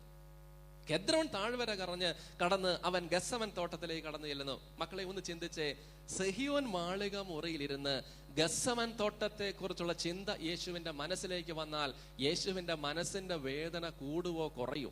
വേഗം പറഞ്ഞു, യേശുവിന്റെ മനസ്സിന്റെ വേദന കൂടുവോ കുറയോ? കൂടും. കാരണം ഗസ്സമൻ തോട്ടത്തിൽ സംഭവിക്കാൻ പോകുന്ന കാര്യം യേശുവിനറിയാം. യൂദാസ് ചുംബനം കൊണ്ട് ഒറ്റിക്കൊടുക്കും, പടയാളികൾ കൈകാലുകൾ ബന്ധിക്കും, ശിഷ്യന്മാർ എങ്ങനെ ഇരുന്ന് പ്രാർത്ഥിക്കും? ഉറങ്ങിയിരുന്ന് പ്രാർത്ഥിക്കും, യേശു രക്തം വീർത്ത് പ്രാർത്ഥിക്കും. ഈ ചിന്തയെല്ലാം യേശുവിന്റെ മനസ്സിലേക്ക് വരുന്നു. ഒന്ന് വേദനയോടെ പറഞ്ഞേ, സന്തോഷത്തോടും കൂടെ പറഞ്ഞേ ഹല്ലേലൂയ, ഉച്ചത്തിൽ ഹല്ലേലൂയ. അതുകൊണ്ട് ഈ സ്ഥലത്തെ ചിന്ത അവസാനിപ്പിച്ച് അവൻ രണ്ടാമത് കടന്നു ചെല്ലേണ്ട സ്ഥലത്തെ കുറിച്ചുള്ള ചിന്ത യേശുവിന്റെ മനസ്സിൽ വന്നു. അതായത് ഗസ്സമൻ തോട്ടത്തിൽ നിന്നും കൈകാലുകൾ ബന്ധിച്ച് യേശുവിനെ നേരെ എങ്ങോട്ടാ കൊണ്ടുവരുന്നത്? കയ്യഫാസിന്റെ അരമനയിലേക്ക് കൊണ്ടുവരുന്നത്. കയ്യഫാസിന്റെ അരമന കാണുമ്പോഴും യേശുവിന്റെ മനസ്സിന്റെ വേദന കൂടും. കാരണം അന്ന് പെസഹ വ്യാഴം രാത്രി മുഴുവനും യേശു ചെലവഴിച്ചത് കയ്യഫാസിന്റെ അരമനയിലെ കൽത്തുറങ്കിലാണ്. അതിലപ്പുറത്തേക്ക് പത്രോസ് പരിപൂർണമായി ആണയിട്ട് തള്ളിപ്പറയുന്ന നിമിഷവും സംഭവിക്കുന്നത് കയ്യഫാസിന്റെ അരമനയിൽ നിൽക്കുമ്പോഴാണ്. പത്രോസിനോട് യേശു പറയുന്നുണ്ട്, പത്രോസ്, ഇന്ന് വെളുപ്പിന് കോഴി കൂവുന്നതിന് മുമ്പ് 3 പ്രാവശ്യം നീ എന്നെ നിഷേധിക്കും. അത് സംഭവിച്ചു. സുവിശേഷത്തിൽ നമ്മൾ വായിക്കുന്നുണ്ട്, വെളുപ്പിനെയുള്ള കുളിരകറ്റാൻ വേണ്ടി പത്രോസ് തീ കായുന്നവരുടെ യൂതന്മാരുടെ അടുക്കലേക്ക് ചെന്നു. നിങ്ങൾ ചിന്തിച്ച്, ഈ വചനം വായിച്ചിട്ട് എനിക്ക് ഇന്ന് വരെ തോന്നിയിട്ടില്ല പത്രോസ് തീ അകറ്റാൻ വേണ്ടി, തണുപ്പ് മാറ്റാൻ വേണ്ടി അല്ല തീ കായുന്നവരുടെ അടുക്കലേക്ക് പോയത്. ഞാൻ മറുഭാഷയിൽ പറയും, പത്രോസ് ചെന്നത് അകത്ത് കിടക്കുന്ന യേശുവിനെ കാണാൻ വേണ്ടിയാ. ശരിയല്ലേ? പത്രോസ് പോയത് തീ കായുന്നവരുടെ അടുക്കലേക്ക് പത്രോസ് ചെന്നത് വെളുപ്പനെയുള്ള തണുപ്പ് മാറ്റാനല്ല, അകത്ത് കിടക്കുന്നവനെ ഒരു നേരം കൂടെ കാണണം. അതിനു വേണ്ടിയുള്ള പത്രോസിന്റെ വലിയ ആഗ്രഹത്തോടെയാ പത്രോസ് തീ കായുന്നവരുടേക്ക് ചെന്നത്. 11 പോയി, 10 പേര് ഓടിക്കളഞ്ഞു. യൂദാസ് ചുംബനം കൊണ്ട് ഒറ്റിക്കൊടുത്തു. പത്രോസിന് മാത്രം ഉപേക്ഷിച്ച് പോകാനും പറ്റുന്നില്ല, അടുത്തു ചെല്ലാനും കഴിയാത്ത ഒരു ധർമ്മ സങ്കടം. പത്രോസിന്റെ വേദന മനസ്സിൽ കണ്ടേ, പത്രോസ് അനുഭവിക്കുന്ന ഒരു വേദന ഒന്ന് നോക്കിയ മക്കളെ. യേശു ഇത് കാണുക. എവിടെ ഇരുന്ന്? സഹിയോൻ മാളികമുറിയിൽ ഇരുന്ന് യേശു കാണുക. 3 വേലക്കാരി സ്ത്രീ അവനെ ചോദ്യം ചെയ്തു. പക്ഷെ 3ാമത്തെ വേലക്കാരി തൊണ്ടി സഹിതം പത്രോസിനോട് പറഞ്ഞു, നിന്റെ സംസാര രീതി തന്നെ വെളിപ്പെടുത്തുന്നുണ്ട് നീയും അവന്റെ കൂടെയുള്ളതാണ്. ആദ്യത്തെ 2 വിവരമില്ലാത്ത വേലക്കാരികളോട് അവൻ പറഞ്ഞു, ഞാൻ അവനെ അറിയില്ല എന്ന് പറഞ്ഞപ്പോഴേ അവൾ അവരുടെ വഴിക്ക് പോയി. പക്ഷെ 3ാമത്തെ പെണ്ണ് പറഞ്ഞു, നിന്റെ സംസാര രീതി തന്നെ വെളിപ്പെടുത്തുന്നുണ്ട് നീയും അവന്റെ കൂടെയുള്ളതാ. പത്രോസ് ആണയിട്ട് സത്യം ചെയ്ത് പറഞ്ഞു, ഞാൻ അവനെ അറിയില്ല, ഞാൻ അവനെ കേട്ടിട്ടില്ല, കണ്ടിട്ട് പോലുമില്ല. കോഴി കൂവി അകത്ത് കിടക്കുന്ന യേശു തിരഞ്ഞു പത്രോസിനെ നോക്കുന്ന ഒരു രംഗം, പുറത്ത് നിൽക്കുന്ന പത്രോസ് യേശുവിനെ നോക്കുന്ന ഒരു നാടകീയ രംഗമുണ്ട്. അതൊക്കെ അവിടെ ചെന്നാൽ അനുഭവിക്കാം നമുക്ക്. സ്വരം ഉയർത്തി എന്ന് പറഞ്ഞേ ഹല്ലേലൂയ. പോരല്ലോ, ഉറക്കെ ഹല്ലേലൂയ. ഈ വേദന യേശു അനുഭവിക്കുന്നത് സഹിയോൻ മാളികമുറിയിൽ നിന്നാണ്. ഇനി 3-4 സ്ഥലം നമുക്കറിയാം. ദുഃഖവെള്ളിയുടെ അനുഭവം നമ്മുടെ മനസ്സിലേക്ക് ഒന്ന് കൊണ്ടുപോയാൽ മതി. പെസഹ വ്യാഴം വൈകുന്നേരം രാത്രി മുഴുവനും കയ്യഫാസിന്റെ അരമനയിൽ ചെലവഴിച്ച് വിചാരണ പൂർത്തിയാകാതെ വന്നപ്പോൾ കയ്യഫാസ് നേരെ പീലാത്തോസിന്റെ കൊട്ടാരത്തിലേക്ക് യേശുവിനെ കൊണ്ടുപോയി. പെട്ടെന്ന് ഞാൻ പറഞ്ഞ് അവസാനിപ്പിക്കുക. പീലാത്തോസിനും തീരുമാനം എടുക്കാൻ പറ്റുന്നില്ല. പറ്റാത്തതിന്റെ കാരണം, ഏത് തീരുമാനമെടുത്താലും 2 കൂട്ടരിൽ ഒരു കൂട്ടർ പിണങ്ങും. 1 ഭാര്യ, 2 ചുറ്റും നിൽക്കുന്ന യൂതന്മാര്. യേശുവിനെ കൊല്ലാൻ വിട്ടുകൊടുത്താൽ ഭാര്യ പിണങ്ങും. ഇനി കൊല്ലാൻ വിട്ടുകൊടുക്കുന്നില്ലെങ്കിൽ യൂതന്മാർ ആക്രമിക്കും. കാരണം അവര് പുറത്തുനിന്ന് പറയുക, ബറാബാസിനെ ഞങ്ങൾക്ക് വേണം, യേശുവിനെ കുരിശി തറയ്ക്കാനും കൊണ്ടുപോകണം. പക്ഷെ തീരുമാനമെടുക്കാൻ പീലാത്തോസിന് കഴിയാതെ പോയതിന്റെ കാരണം, തീരുമാനം പറയാൻ എഴുന്നേറ്റപ്പോഴാണ് ഒരു കുറിപ്പുമായി, ഭാര്യ കൊടുത്തുവിട്ട ഒരു കുറിപ്പുമായി ദൂതൻ പീലാത്തോസിന്റെ മുമ്പിൽ പ്രത്യക്ഷപ്പെട്ടത്. ഭാര്യ കൊടുത്തുവിട്ട ഈ കത്ത് തുറന്നു നോക്കിയപ്പോൾ ഇതിനകത്ത് എഴുതി വെച്ചിരിക്കുക, ഭാര്യ എഴുതി വെച്ചിരിക്കുക, ഈ നീതിമാനെ ഒന്നും ചെയ്യരുത്, കാരണം ഇവനെ ഓർത്ത് ഇന്നലെ സ്വപ്നത്തിൽ ഞാൻ ഒരുപാട് അസ്വസ്ഥത അനുഭവിച്ചു. പുറകെ എന്ന് പറഞ്ഞേ ഹല്ലേലൂയ, ഉച്ചത്തിൽ ഹല്ലേലൂയ. ഇവനെ ഒന്നും ചെയ്യരുത്, ഇവൻ നീതിമാനാ, അതുകൊണ്ട് ഇവനെ ഒന്നും ചെയ്യരുത്, ഇവനെ ഓർത്ത് ഇന്നലെ സ്വപ്നത്തിൽ ഞാൻ ഒരുപാട് അസ്വസ്ഥത അനുഭവിച്ചു. പീലാത്തോസിന് തീരുമാനമെടുക്കാൻ പറ്റാത്തത് കൊണ്ട് ഒരു പാത്രം വെള്ളമെടുത്ത് കൈകെട്ടി പറഞ്ഞു, ഈ നീതിമാന്റെ രക്തത്തിൽ എനിക്ക് പങ്കില്ല. എങ്കിലും മരണശിക്ഷയ്ക്ക് ഞാൻ ഇവനെ വിടില്ല. എങ്കിലും ഞാൻ ഒരു ന്യായാധിപനായതുകൊണ്ട് വിധി പറയുന്നു, 40 പ്രാവശ്യം, ഒന്ന് കുറയെ 40 പ്രാവശ്യം ചമ്മട്ടി കൊണ്ട് അടിച്ച് ഞാൻ ഇവനെ വെറുതെ വിടാൻ പോവാ. ഉച്ചത്തിലൊന്ന് പറഞ്ഞേ ഹല്ലേലൂയ. യേശുവിന്റെ വേദന മനസ്സിലോർത്തെന്ന് പറഞ്ഞേ ഹല്ലേലൂയ. ഒന്ന് കുറയെ 40 തവണ ചമ്മട്ടി കൊണ്ട് അടിച്ച് ഞാൻ ഇവനെ വെറുതെ വിടുക എന്ന് പറഞ്ഞാൽ എത്ര അടിക്കണം? ഒന്ന് കുറച്ച് 49, 39 തവണ ഞാൻ ഇവനെ അടിക്കും. ഇനി വിശുദ്ധ ഗ്രന്ഥത്തിൽ ഇല്ലാത്ത ഒരു കാര്യവും ഹിസ്റ്റോറിക്കലായിട്ട് പ്രൂവ് ചെയ്യാൻ പറ്റുന്ന ഒരു കാര്യം ഞാൻ പറയും. ഒരു ചമ്മട്ടി എന്ന് പറയുന്നത് യഹൂദ ആചാരം അനുസരിച്ച് 40 തരത്തിലുള്ള വ്യത്യസ്തങ്ങളായ ആയുധങ്ങൾ കോർത്തിണക്കിയതാണ് ഒരു ചമ്മട്ടി. 40 തരത്തിലുള്ള ആയുധങ്ങൾ കോർത്തിണക്കിയ ഒരു ചമ്മട്ടി. അങ്ങനെയെങ്കിൽ ഒറ്റയടിക്ക് യേശുവിന്റെ ശരീരത്തിൽ എത്ര മുറിവുണ്ടാകും? 40 വ്യത്യസ്ത മുറിവുകൾ യേശുവിന്റെ ശരീരത്തിലുണ്ടാകും. സ്ഥിരീകരിക്കാൻ വിശുദ്ധ ഗ്രന്ഥത്തിൽ എവിഡൻസ് നമുക്കില്ല. അതുകൊണ്ടാണ് ഞാൻ പറഞ്ഞത് it is not biblical but it is historical. 2000 release ചെയ്ത ഒരു ചിത്രമുണ്ട്, ഇത് പാഷൻ ഓഫ് ക്രൈസ്റ്റ് എന്ന് പറഞ്ഞ ചിത്രം. അതിനകത്ത് നമ്മൾ യേശുവിന്റെ പീഡാനുഭവത്തിന്റെ തീവ്രത വർണ്ണിക്കുമ്പോൾ ചമ്മട്ടി കൊണ്ട് യേശുവിനെ അടിക്കും. വ്യത്യസ്ത ആയുധങ്ങൾ കോർത്തിണക്കിയ ചങ്ങലയാണ് ഉള്ളത്. 40 തരത്തിലുള്ള വ്യത്യസ്ത ആയുധ. വെറുതെ കണക്ക് കൂട്ട് നോക്കിയാൽ ഹിസ്റ്റോറിക്കലായിട്ട് പറഞ്ഞാൽ പ്രൂവ് ചെയ്യാൻ പറ്റില്ല, അതുകൊണ്ട് പുറത്ത് പറയാനും പറ്റില്ല. 40 × 39 കണക്ക് കൂട്ടിയാൽ യേശുവിന്റെ ശരീരത്തിൽ എത്ര മുറിവുണ്ടായെന്ന് കണ്ടുപിടിക്കാൻ പറ്റും. ഇതാ യേശു അനുഭവിച്ച പീലാത്തോസിന്റെ കൊട്ടാരത്തിന് മുമ്പിൽ. ഗാഗുൽത്തായിലെത്തി അവൻ മരണത്തിന് വിധിക്കപ്പെട്ടു, മരണശിക്ഷയിലേക്ക് പോകുന്നു. ഇനിയാ ക്ലാസിന്റെ ഏറ്റവും പ്രധാനപ്പെട്ട ഭാഗത്തേക്ക് വരും. 3 മണിക്ക് യേശുവിനെ കുരിശ് തറയ്ക്കുന്നു. 6 മണിക്ക് മുമ്പ് അടക്കും, ശുശ്രൂഷകളെല്ലാം കഴിയണം. കാരണം 6 മണിക്ക് യഹൂദന്മാരുടെ സാബത്ത് ആരംഭിക്കും. രാത്രി കാലങ്ങളിൽ ശരീരം കുരിശ് കിടക്കാൻ പറ്റില്ല. വെള്ളിയാഴ്ച 6 മണി തൊട്ട് ശനിയാഴ്ച 6 മണി വരെ യഹൂദന്മാരുടെ സാബത്ത, ഒരു വേലയും ചെയ്യാൻ പറ്റില്ല. അതുകൊണ്ടാണ് കണങ്കാല് തകർത്ത് ശരീരം താഴെ ഇറക്കാൻ അനുവാദം മേടിച്ചത്. യേശുവിനോടൊപ്പം 2 കള്ളന്മാരെയും കുരിശ് തറച്ചു. എന്നിട്ട് പടയാളികൾ ഇടതും വലതും കിടന്ന കള്ളന്റെ കണങ്കാല് തകർത്തു. യേശുവിന്റെ കണങ്കാല് തകർത്തില്ല, നമുക്കറിയാം. ഇടതും വലതും കിടന്ന കള്ളന്റെ കണങ്കാല് തകർത്തിട്ട് യേശുവിന്റെ കണങ്കാല് തകർക്കുന്നതിന് പകരം യേശുവിന്റെ തിരുമുഖത്തേക്ക് നോക്കിയിട്ട് ഈ പടയാളികൾ ഒരു സത്യം പ്രഘോഷിച്ചു: ഇവന്റെ കണങ്കാല് തകർക്കേണ്ട കാര്യമില്ല, കാരണം ഇവൻ പണ്ടേ മരിച്ചുപോയി. അതായത് 3 മണിക്ക് യേശുവിനെ കുരിശ് തറച്ചു. ജീവിക്കുന്ന യേശുവിനെ കുരിശ് തറച്ചത്, ഒരു സംശയം വെക്കരുത്. കാരണം കുരിശിൽ കിടന്നുകൊണ്ട് യേശുവിന്റെ 7 വചനങ്ങൾ യോഹന്നാനോട് പറഞ്ഞു: ഇതാ നിന്റെ അമ്മ. അമ്മയോട് പറഞ്ഞു: ഇതാ നിന്റെ മകൻ. എല്ലാം പൂർത്തിയായി, എനിക്ക് ദാഹിക്കുന്നു. പിതാവ്, ഇവർ ചെയ്യുന്നത് എന്തെന്ന് ഇവരറിയുന്നില്ല, ഇവരോട് ക്ഷമിക്കണേ. യേശു കുരിശിൽ കിടന്നുകൊണ്ട് സംസാരിച്ചു എന്ന് പറഞ്ഞാൽ ജീവിക്കുന്ന യേശുവിനെ കുരിശിൽ തറച്ചത്. പക്ഷേ ജീവിക്കുന്ന യേശുവിനെ കുരിശിൽ തറച്ച പടയാളി യേശുവിന്റെ മുമ്പിൽ മുട്ടുമടക്കിയിട്ട് പറഞ്ഞു: ഇവന്റെ കണങ്കാല് തകർക്കേണ്ട കാര്യമില്ല, കാരണം ഇവൻ പണ്ടേ മരിച്ചുപോയതാണ്. യോഹന്നാന്റെ സുവിശേഷം 6-ാം അധ്യായം 52-ാമത്തെ വചനം വായിക്കുമ്പോൾ മക്കളെ ചങ്കു പൊട്ടണം. യോഹന്നാൻ 6:52 വചനം വായിക്കുമ്പോൾ ചങ്കു പൊട്ടണം. ഇതേപ്പറ്റി യഹൂദർക്കിടയിൽ തർക്കമുണ്ടായി. എന്താ തർക്കമുണ്ടായത്? യേശു പറഞ്ഞു: എന്റെ ശരീരം യഥാർത്ഥ ഭക്ഷണമാണ്, എന്റെ രക്തം യഥാർത്ഥ പാനീയമാണ്. ഇത് ഭക്ഷിക്കുന്നവൻ ഒരിക്കലും മരിക്കില്ല. പിതാക്കൻ 57-ാമത്തെ വചനം: പിതാക്കന്മാർ മരുഭൂമിയിൽ വെച്ചു മന്ന ഭക്ഷിച്ചു, അവരെല്ലാവരും മരിച്ചു. പക്ഷേ അതുപോലെ അല്ല ഈ അപ്പം, ഇത് ഭക്ഷിക്കുന്നവൻ എന്നേക്കും ജീവിക്കും. ഇത് കേട്ടിട്ട് യഹൂദർ ചോദിച്ചു: ജീവിച്ചിരിക്കുന്ന നിനക്ക് എങ്ങനെ ശരീരം കൊടുക്കാൻ പറ്റും? Is it possible? ജീവിച്ചിരിക്കുന്ന ഒരാൾക്ക് ശരീരം കൊടുക്കാൻ പറ്റുമോ? It is impossible. യഹൂദന്മാർക്ക് മനസ്സിലായില്ല. നമ്മളൊക്കെ മാംസം കഴിക്കുന്നത്, ഇഷ്ടം പോലെ ഇറച്ചി തിന്നെ നമ്മളൊക്കെ മാംസം കഴിക്കുന്നവരാ. ജീവനുള്ള ഒരു മൃഗത്തിന്റെ മാംസമാണ് നമ്മൾ ഭക്ഷിക്കുന്നത്? ഒരിക്കലുമല്ല. ജീവൻ കളഞ്ഞ ഒരു മൃഗത്തിന്റെ മാംസമേ നമുക്ക് ഭക്ഷിക്കാൻ പറ്റുള്ളൂ. കോഴിയെ നിർത്തിപ്പൊരിക്കണമൊക്കെ പറഞ്ഞു കേട്ടിട്ടുണ്ട്, ആഗ്രഹമുണ്ട്, പക്ഷെ തിന്നാൻ പറ്റില്ല. ജീവൻ കളഞ്ഞ ഒരു മൃഗത്തിന്റെ മാംസമേ നമ്മൾ ഭക്ഷിക്കുള്ളൂ. ഇത് മാത്രം അറിയാവുന്ന യഹൂദന്മാർ ചോദിച്ചു: ഇതെങ്ങനെയാ സാധിക്കുക? ജീവിച്ചിരിക്കുന്ന ഇവൻ എങ്ങനെ ശരീരം കൊടുക്കാൻ പറ്റും? മക്കളെ, പെസഹ വ്യാഴം സെഹിയോൻ മാളിക മുറിയിൽ വെച്ച് അപ്പം കയ്യിലെടുത്തിട്ട് യേശു പറഞ്ഞു: ഇത് എന്റെ ശരീരമാണ്. കാസ കയ്യിലെടുത്തിട്ട് പറഞ്ഞു: ഇത് എന്റെ രക്തമാണ്. കൂദാശവചനം മലയാളത്തിൽ ചൊല്ലിയാൽ മുഴുവനും അർത്ഥം കിട്ടും: കർത്താവായ ദൈവമേ, അങ്ങയുടെ പ്രിയപുത്രൻ ഞങ്ങളെ പഠിപ്പിച്ചതുപോലെ അവിടുത്തെ പീഡാനുഭവത്തിന്റെ സ്മരണ ഞങ്ങൾ ആചരിക്കുന്നു. ഏൽപ്പിച്ചു കൊടുക്കപ്പെട്ട രാത്രിയിൽ ഈശോ നിർമ്മലമായ തൃക്കരങ്ങളിൽ അപ്പമെടുത്ത് സ്വർഗത്തിലേക്ക്, ആരാധ്യനായ പിതാവേ, അങ്ങയുടെ പക്കലേക്ക് കണ്ണുകൾ ഉയർത്തി വാഴ്ത്തി. ആരെയാ വാഴ്ത്തിയത്? ആരെയാ നോക്കുന്നത്? പിതാവിനെ നോക്കിയിട്ട് കയ്യിൽ അപ്പം പിടിച്ചിട്ട് പിതാവിനെ വാഴ്ത്തി മഹത്വപ്പെടുത്തിയിട്ട് പറഞ്ഞു. എന്താ പറഞ്ഞത്? പിതാവേ, ഈ പാപികളായ മനുഷ്യവർഗത്തെ വീണ്ടെടുക്കാൻ വേണ്ടി എന്നെ അപ്പമാക്കി മാറ്റുന്നതിനെ ഓർത്ത് ഞാൻ നിനക്ക് നന്ദി പറയുന്നു. അതുകൊണ്ട് സെന്റ് തോമസ് അക്വീനാസിന്റെ യൂക്കറിസ്റ്റിക് തിയോളജിയിൽ സെന്റ് തോമസ് അക്വീനാസ് എഴുതി വെച്ചു, therefore Eucharist is an offering in the midst of suffering.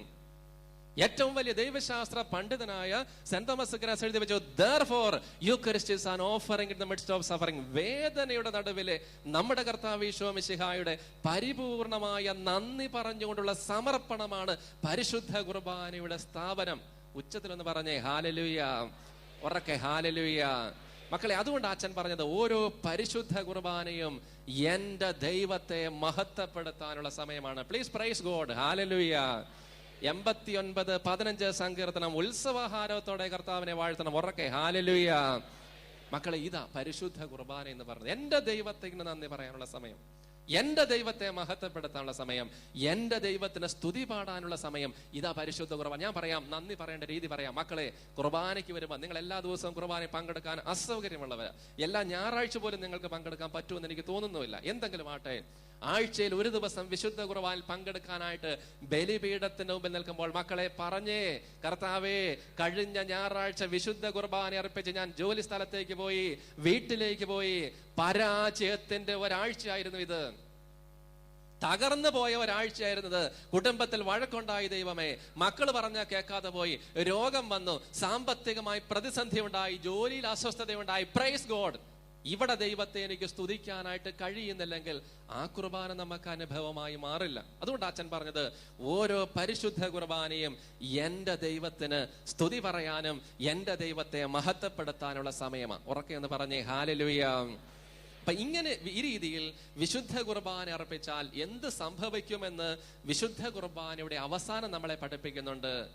വിശുദ്ധീകരണത്തിന്റെ ബലിപീഠമേ സുസ്തി, ഞങ്ങളുടെ കർത്താവിന്റെ കബറിടമേ സുസ്തി, നിന്നിൽ ഞാൻ സ്വീകരിച്ച കുർബാന കടങ്ങളുടെ പ്രതിക്കും പാപങ്ങളുടെ മോചനത്തിനും കാരണമാകട്ടെ. അതായത് ഈ രീതിയിൽ വിശുദ്ധ കുർബാന അർപ്പിച്ചാൽ കുർബാന കഴിഞ്ഞ് പുറത്തിറങ്ങുമ്പം ഞാൻ വിശുദ്ധനായിട്ട് അങ്ങ് മാറ്റപ്പെടുക. അതുകൊണ്ടാണ് നമ്മൾ പ്രാർത്ഥിക്കുന്നത്. ഈ ബലിപീഠത്തെ എന്താ വിളിക്കേണ്ടത്? വിശുദ്ധീകരണത്തിന്റെ ബലിപീഠമേ സുസ്തി. അതുകൊണ്ട് ആ കുർബാന സ്വീകരണത്തിന് മുമ്പ്, നമ്മുടെ മലയാള കുർബാനയിൽ നമ്മുടെ വിശുദ്ധ കുർബാന സ്വീകരണത്തിന് മുമ്പ് അച്ഛൻ ആഹ്വാനം ചെയ്യും, വിശുദ്ധ കുർബാന ആർക്കുള്ളതാണ്? വിശുദ്ധ ജനത്തിനുള്ളതാണ്, വിശുദ്ധനുള്ളതാണ് വിശുദ്ധ കുർബാന. സ്വരം ഉയർത്തി പറഞ്ഞേ ഹല്ലേലൂയ. അങ്ങനെയെങ്കിൽ ഓർത്തെ, 1000 പേര് പരിശുദ്ധ കുർബാന അർപ്പിച്ച് പുറത്തിറങ്ങുമ്പോൾ ഈ ബദൽ കൺവെൻഷൻ സെന്ററിന്റെ മുറ്റത്ത് പാർക്കിംഗ് സെന്റർ എത്ര വിശുദ്ധന്മാരായിരിക്കും ശുശ്രൂഷ കഴിഞ്ഞ് ഈ കുർബാന കഴിഞ്ഞ് മുറ്റത്ത് നിൽക്കുന്നത്? 1000 വിശുദ്ധന്മാര്. ഒന്ന് ആലോചിച്ച് നോക്കി, ഇത് സംഭവിക്കുന്നുണ്ടോ? നേരമില്ലാത്തതുകൊണ്ട് 3 ബൈബിൾ റെഫറൻസ് പറയാം. ആ ഭാഗം വായിച്ചാൽ നിങ്ങൾക്ക് പിടികിട്ടും. ലേവ്യരുടെ പുസ്തകം 13-ാം അധ്യായം വായിക്ക്, 14-ാം അധ്യായം വായിക്കണം, 16-ാം അധ്യായം വായിച്ചാൽ വിശുദ്ധ കുർബാന വിശുദ്ധീകരണത്തിന്റെ കൂദാശയാണ് എന്ന് നമുക്ക് മനസ്സിലാക്കാനായിട്ട് കഴിയും. ഞാൻ പറയുന്നില്ല, ഉറക്കെ ഹല്ലേലൂയ. പോരെന്നേ, ഉറക്കെ പറഞ്ഞേ ഹല്ലേലൂയ. വലതുകരം ഉയർത്തി ഹല്ലേലൂയ. ശക്തമായിട്ട് പറഞ്ഞേ ഹല്ലേലൂയ. കരങ്ങൾ താഴ്ത്താം. ഈ 3 ഭാഗം വായിച്ചാൽ നമുക്ക് മനസ്സിലാകും വിശുദ്ധ കുർബാന വിശുദ്ധീകരണത്തിന്റെ കൂദാശയാണ്. ഈ 3 ഭാഗത്തോടൊപ്പം യോഹന്നാൻ 1:29 ആഡ് ചെയ്താൽ മതി. ഈ 3 ഭാഗങ്ങളോടൊപ്പം യോഹന്നാൻ 1:29, ഹെബ്രായർ 9:22, ഹെബ്രായർ 9:13, 14 വാക്യം കൂടെ ആഡ് ചെയ്താൽ വിശുദ്ധ കുർബാന വിശുദ്ധീകരണത്തിന്റെ കൂദാശയാണെന്ന് മനസ്സിലാവും. അപ്പൊ 3 ഭാഗങ്ങൾ വായിക്കേണ്ടത് ലേവ്യർ 13, 14, 16 അധ്യായം. ഈ 3 ബൈബിൾ ഭാഗത്തോടൊപ്പം പുതിയ നിയമത്തിലെ യോഹന്നാൻ 1:29, gospel of saint John chapter 1 versus 29, letter of Hebrews chapter 9 versus 22, chapter 9 12, 13 വചനം. ഈ 3 ഭാഗം കൂടെ അതിനോടൊപ്പം ചേർത്ത് വായിച്ചാൽ വിശുദ്ധ കുർബാന വിശുദ്ധീകരണത്തിന്റെ കൂദാശയാണെന്ന് മനസ്സിലാവും. മക്കളെ, നമ്മുടെ ക്ലാസ് കൺക്ലൂഡ് ചെയ്യാം. നമുക്ക് പലപ്പോഴും സംശയം, ആ സംശയം കൂടെ മാറാം. നമുക്ക് സംശയം, ഇതും കൂടെ പറഞ്ഞാലേ അതിന്റെ കൾമിനേഷൻ എത്തുള്ളൂ. പക്ഷേ നേരമില്ലാത്തതുകൊണ്ട് നമ്മളെ വൈൻഡപ്പ് ചെയ്യാം. പക്ഷെ അതിലപ്പുറത്തേക്ക് ഒരു കാര്യം പറയാം. നമുക്ക് പലപ്പോഴും സംശയം, ഇവിടെ യേശു ഉണ്ടോ? ഉണ്ട്. സ്വരം ഉയർത്തി പറഞ്ഞേ ഹല്ലേലൂയ. പരിശുദ്ധ കുർബാനയുടെ അത്ഭുതം നമ്മളെ പഠിപ്പിക്കുന്നത് അതല്ലേ? എത്രയോ സ്ഥലങ്ങളിൽ പരിശുദ്ധ കുർബാനയുടെ സമയത്ത് എത്രയോ വ്യക്തികളുടെ നാവിൽ പരിശുദ്ധ കുർബാന മാംസമായി, കണ്ണുകൾ കൊണ്ട് കാണത്തക്ക രീതിയിൽ മാംസവും രക്തവുമായി മാറിയത് സഭ സ്ഥിരീകരിച്ചിട്ടുണ്ട്. പഠിക്ക്. പരിശുദ്ധ കുർബാന അത്ഭുതം പഠിക്കുക. ഇന്ന് തന്നെ വീട്ടിൽ ചെന്നിട്ട് നെറ്റ് സെർച്ച് ചെയ്യുക, ഗൂഗിളിൽ യൂക്കറിസ്റ്റിക് മിറക്കിൾ എടുക്ക്. പരിശുദ്ധ കുർബാനയുടെ അത്ഭുതങ്ങൾ മുഴുവനും അതിനകത്ത് കിടപ്പുണ്ട്. നമുക്ക് സംശയം, ഇതിനകത്ത് യേശുണ്ടോ? ഈ ഗോതമ്പപ്പത്തിൽ എന്ത് മാറ്റാ സംഭവിക്കണത്? മക്കളെ, അപ്പത്തിന്റെ രൂപത്തിലായി യേശു തന്റെ ശരീരം തന്നത്. It's a transubstantiational change. സത്താപരമായ മാറ്റം പരിശുദ്ധ കുർബാനിൽ സംഭവിക്കണം. അത് പരിശുദ്ധ കുർബാനിൽ മാത്രമേ ആ മാറ്റം സംഭവിക്കുള്ളൂ. അതായത് ഗോതമ്പപ്പത്തിന്റെ കളറ് അതായി തന്നെ നിലനിന്ന്, ഗോതമ്പപ്പത്തിന്റെ ഷേപ്പ് അതായി തന്നെ നിന്ന്, അതിന്റെ ഭാരം അതായി തന്നെ നിന്ന് ഇതിൽ യേശുവായി മാറുന്നു. It's a transubstantiational change. അത് കുർബാനിൽ മാത്രം സംഭവിക്കുന്ന ചേഞ്ചാ. പരിശുദ്ധ കുർബാന അത്ഭുതം എടുത്ത് പഠിക്കുക. ഒരത്ഭുതം മാത്രം പറഞ്ഞ് ഞാൻ ക്ലാസ് വൈൻഡപ്പ് ചെയ്യാം. മക്കളെ, ഇറ്റലിയിലെ ലഞ്ചാനോ എന്ന് പറയുന്ന സ്ഥലത്ത്, നോർത്ത് ഇറ്റലിയിലെ ലഞ്ചാനോ എന്ന് പറയുന്ന സ്ഥലത്ത് AD 800 നടന്ന പരിശുദ്ധ കുർബാനയുടെ അത്ഭുതം കണ്ണ് നിറയുന്ന അനുഭവമാണ്. AD 800 എന്ന് പറഞ്ഞാൽ 1200 വർഷങ്ങൾക്ക് പുറകിൽ നടന്ന പരിശുദ്ധ കുർബാന അത്ഭുതം. അതായത് സെന്റ് ബേസിലിന്റെ സന്യാസ ഭവനം. നിങ്ങൾ ഇനിയൊരു തീർത്ഥാടനം നടത്തുകയാണെങ്കിൽ, റോമിലേക്കൊക്കെ പോകുന്ന സമയത്താണെങ്കിൽ ഈ സ്ഥലത്ത് കൂടെ പരിശുദ്ധ കുർബാനയുടെ അത്ഭുതം നടന്ന ലഞ്ചാനോ എന്ന് പറയുന്ന മലമുകളിലുള്ള ബസലിക്കയിലേക്ക് ഒന്ന് ചെല്ലണം. നമ്മുടെ കൈ ഇങ്ങനെ തൊട്ട് ആ അരുളിക്കാൽ തൊട്ട് നമുക്ക് പ്രാർത്ഥിക്കാൻ പറ്റും. അതായത് AD 800 സെന്റ് ബേസിലിന്റെ സന്യാസ ഭവനത്തിലെ, സന്യാസ സമൂഹത്തിലെ ഒരു പ്രായമുള്ള അച്ഛൻ പ്രഭാതത്തിൽ മഞ്ഞു പിടിച്ച് കട്ട പിടിച്ച് കിടക്കുന്ന തണുപ്പ് കാലത്ത് അതിരാവിലെ എഴുന്നേറ്റ് കുർബാന ചെല്ലാനായിട്ട് അദ്ദേഹം എഴുന്നേറ്റ് കുർബാനയ്ക്ക് ഒഴുക്കുക. കുർബാന വെസ്റ്റ്മെൻസ് ഒക്കെ ഇട്ട് ബലിപീഠത്തെ സമീപിച്ച് കുർബാന ചെല്ലാൻ തുടങ്ങുമ്പോൾ ഈ പടുകിളവനായ അച്ഛൻ ഒരു സങ്കടം, ഒരു വിഷമം ഇത്രയേ ഉള്ളൂ, സംശയത്തിന്റെ ഒരു വേദന. അതായത്, കർത്താവേ, ഇത്ര വർഷം ഞാൻ ഇവിടെ കുർബാന അർപ്പിച്ചിട്ട് നിന്റെ ശരീരവും രക്തവുമായി ഇത് മാറിയിരുന്നെങ്കിൽ ഇവിടെ ആളുകൾ വന്ന് നിന്റെ ശരീരം സ്വീകരിച്ചേനെ. സന്യാസിയുടെ സംശയം. കൊടുക്കണ്ടേ കിട്ടും അടി. സന്യാസിയുടെ സംശയം ഇതാണ്, ഇവിടെ യേശു ഉണ്ടായിരുന്നെങ്കിൽ ഇവിടെ ആളുകൾ വരില്ലായിരുന്നു. അതുകൊണ്ട് സംശയത്തോടെ, വിശ്വാസത്തിന്റെ മേഖലയിൽ സംശയത്തോടെ ഈ സന്യാസ അച്ഛൻ കുർബാന ചെല്ലുന്ന സമയത്ത് ഇത് എന്റെ ശരീരമാണ് എന്ന് പറയുന്ന സമയത്ത് കയ്യിലിരിക്കുന്ന തിരുവോസ്തി പെടയ്ക്കാൻ തുടങ്ങി, രക്തമണിയാൻ തുടങ്ങി. പെടയ്ക്കുന്ന മാംസമായി അദ്ദേഹത്തിന്റെ കയ്യിലെ തിരുവോസ്തി മാറി. ഉറക്കെ എന്ന് പറഞ്ഞേ ഹല്ലേലൂയ. ഉടനെ തന്നെ അദ്ദേഹം കാസയിലേക്ക് നോക്കി. ഇതെന്റെ രക്തമാണ് എന്ന് പറയുന്ന സമയത്ത് കാസയിൽ ഒഴിച്ചു വെച്ചിരുന്ന വീഞ്ഞ് ചുവന്ന കളറുള്ള രക്തമായിട്ട് മാറി. അദ്ദേഹത്തിന്റെ കണ്ണുകളെ വിശ്വസിക്കാനായിട്ട് കഴിഞ്ഞില്ല. മക്കളെ, വിവിധങ്ങളായ കാലഘട്ടങ്ങളിൽ വിവിധങ്ങളായ മാർപ്പാപ്പമാര് വിവിധങ്ങളായ വൈദ്യശാസ്ത്ര പരീക്ഷണത്തിന് ഈ മാംസവും രക്തവും വിധേയമാക്കി. ഏറ്റവും അവസാനം 1971 അന്നത്തെ മാർപ്പാപ്പ, ഇറ്റാലിയയിലെ ഏറ്റവും പ്രസിദ്ധനായ ഹെൻറി എന്ന് പറയുന്ന ഡോക്ടറുടെ കയ്യിൽ ഈ തിരുവോസ്തിയുടെ കുറച്ചു ഭാഗം കത്രിക കൊണ്ട് മുറിച്ചെടുത്ത് ഈ ഡോക്ടർക്ക് പഠിക്കാൻ കൊടുത്തു.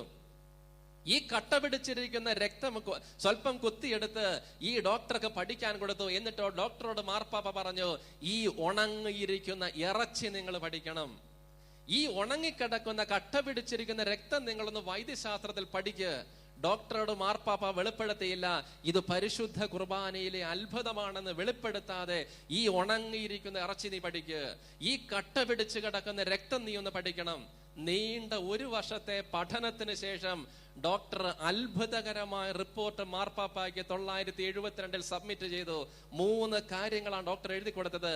ഒന്ന് എഴുതിയത് ഇങ്ങനെയാണ്: ഇതിന്നും ജീവിക്കുന്ന ഏതോ മനുഷ്യന്റെ ശരീരത്തിൽ നിന്നും നിങ്ങളിത് മുറിച്ചു കൊണ്ടുവന്നതാ.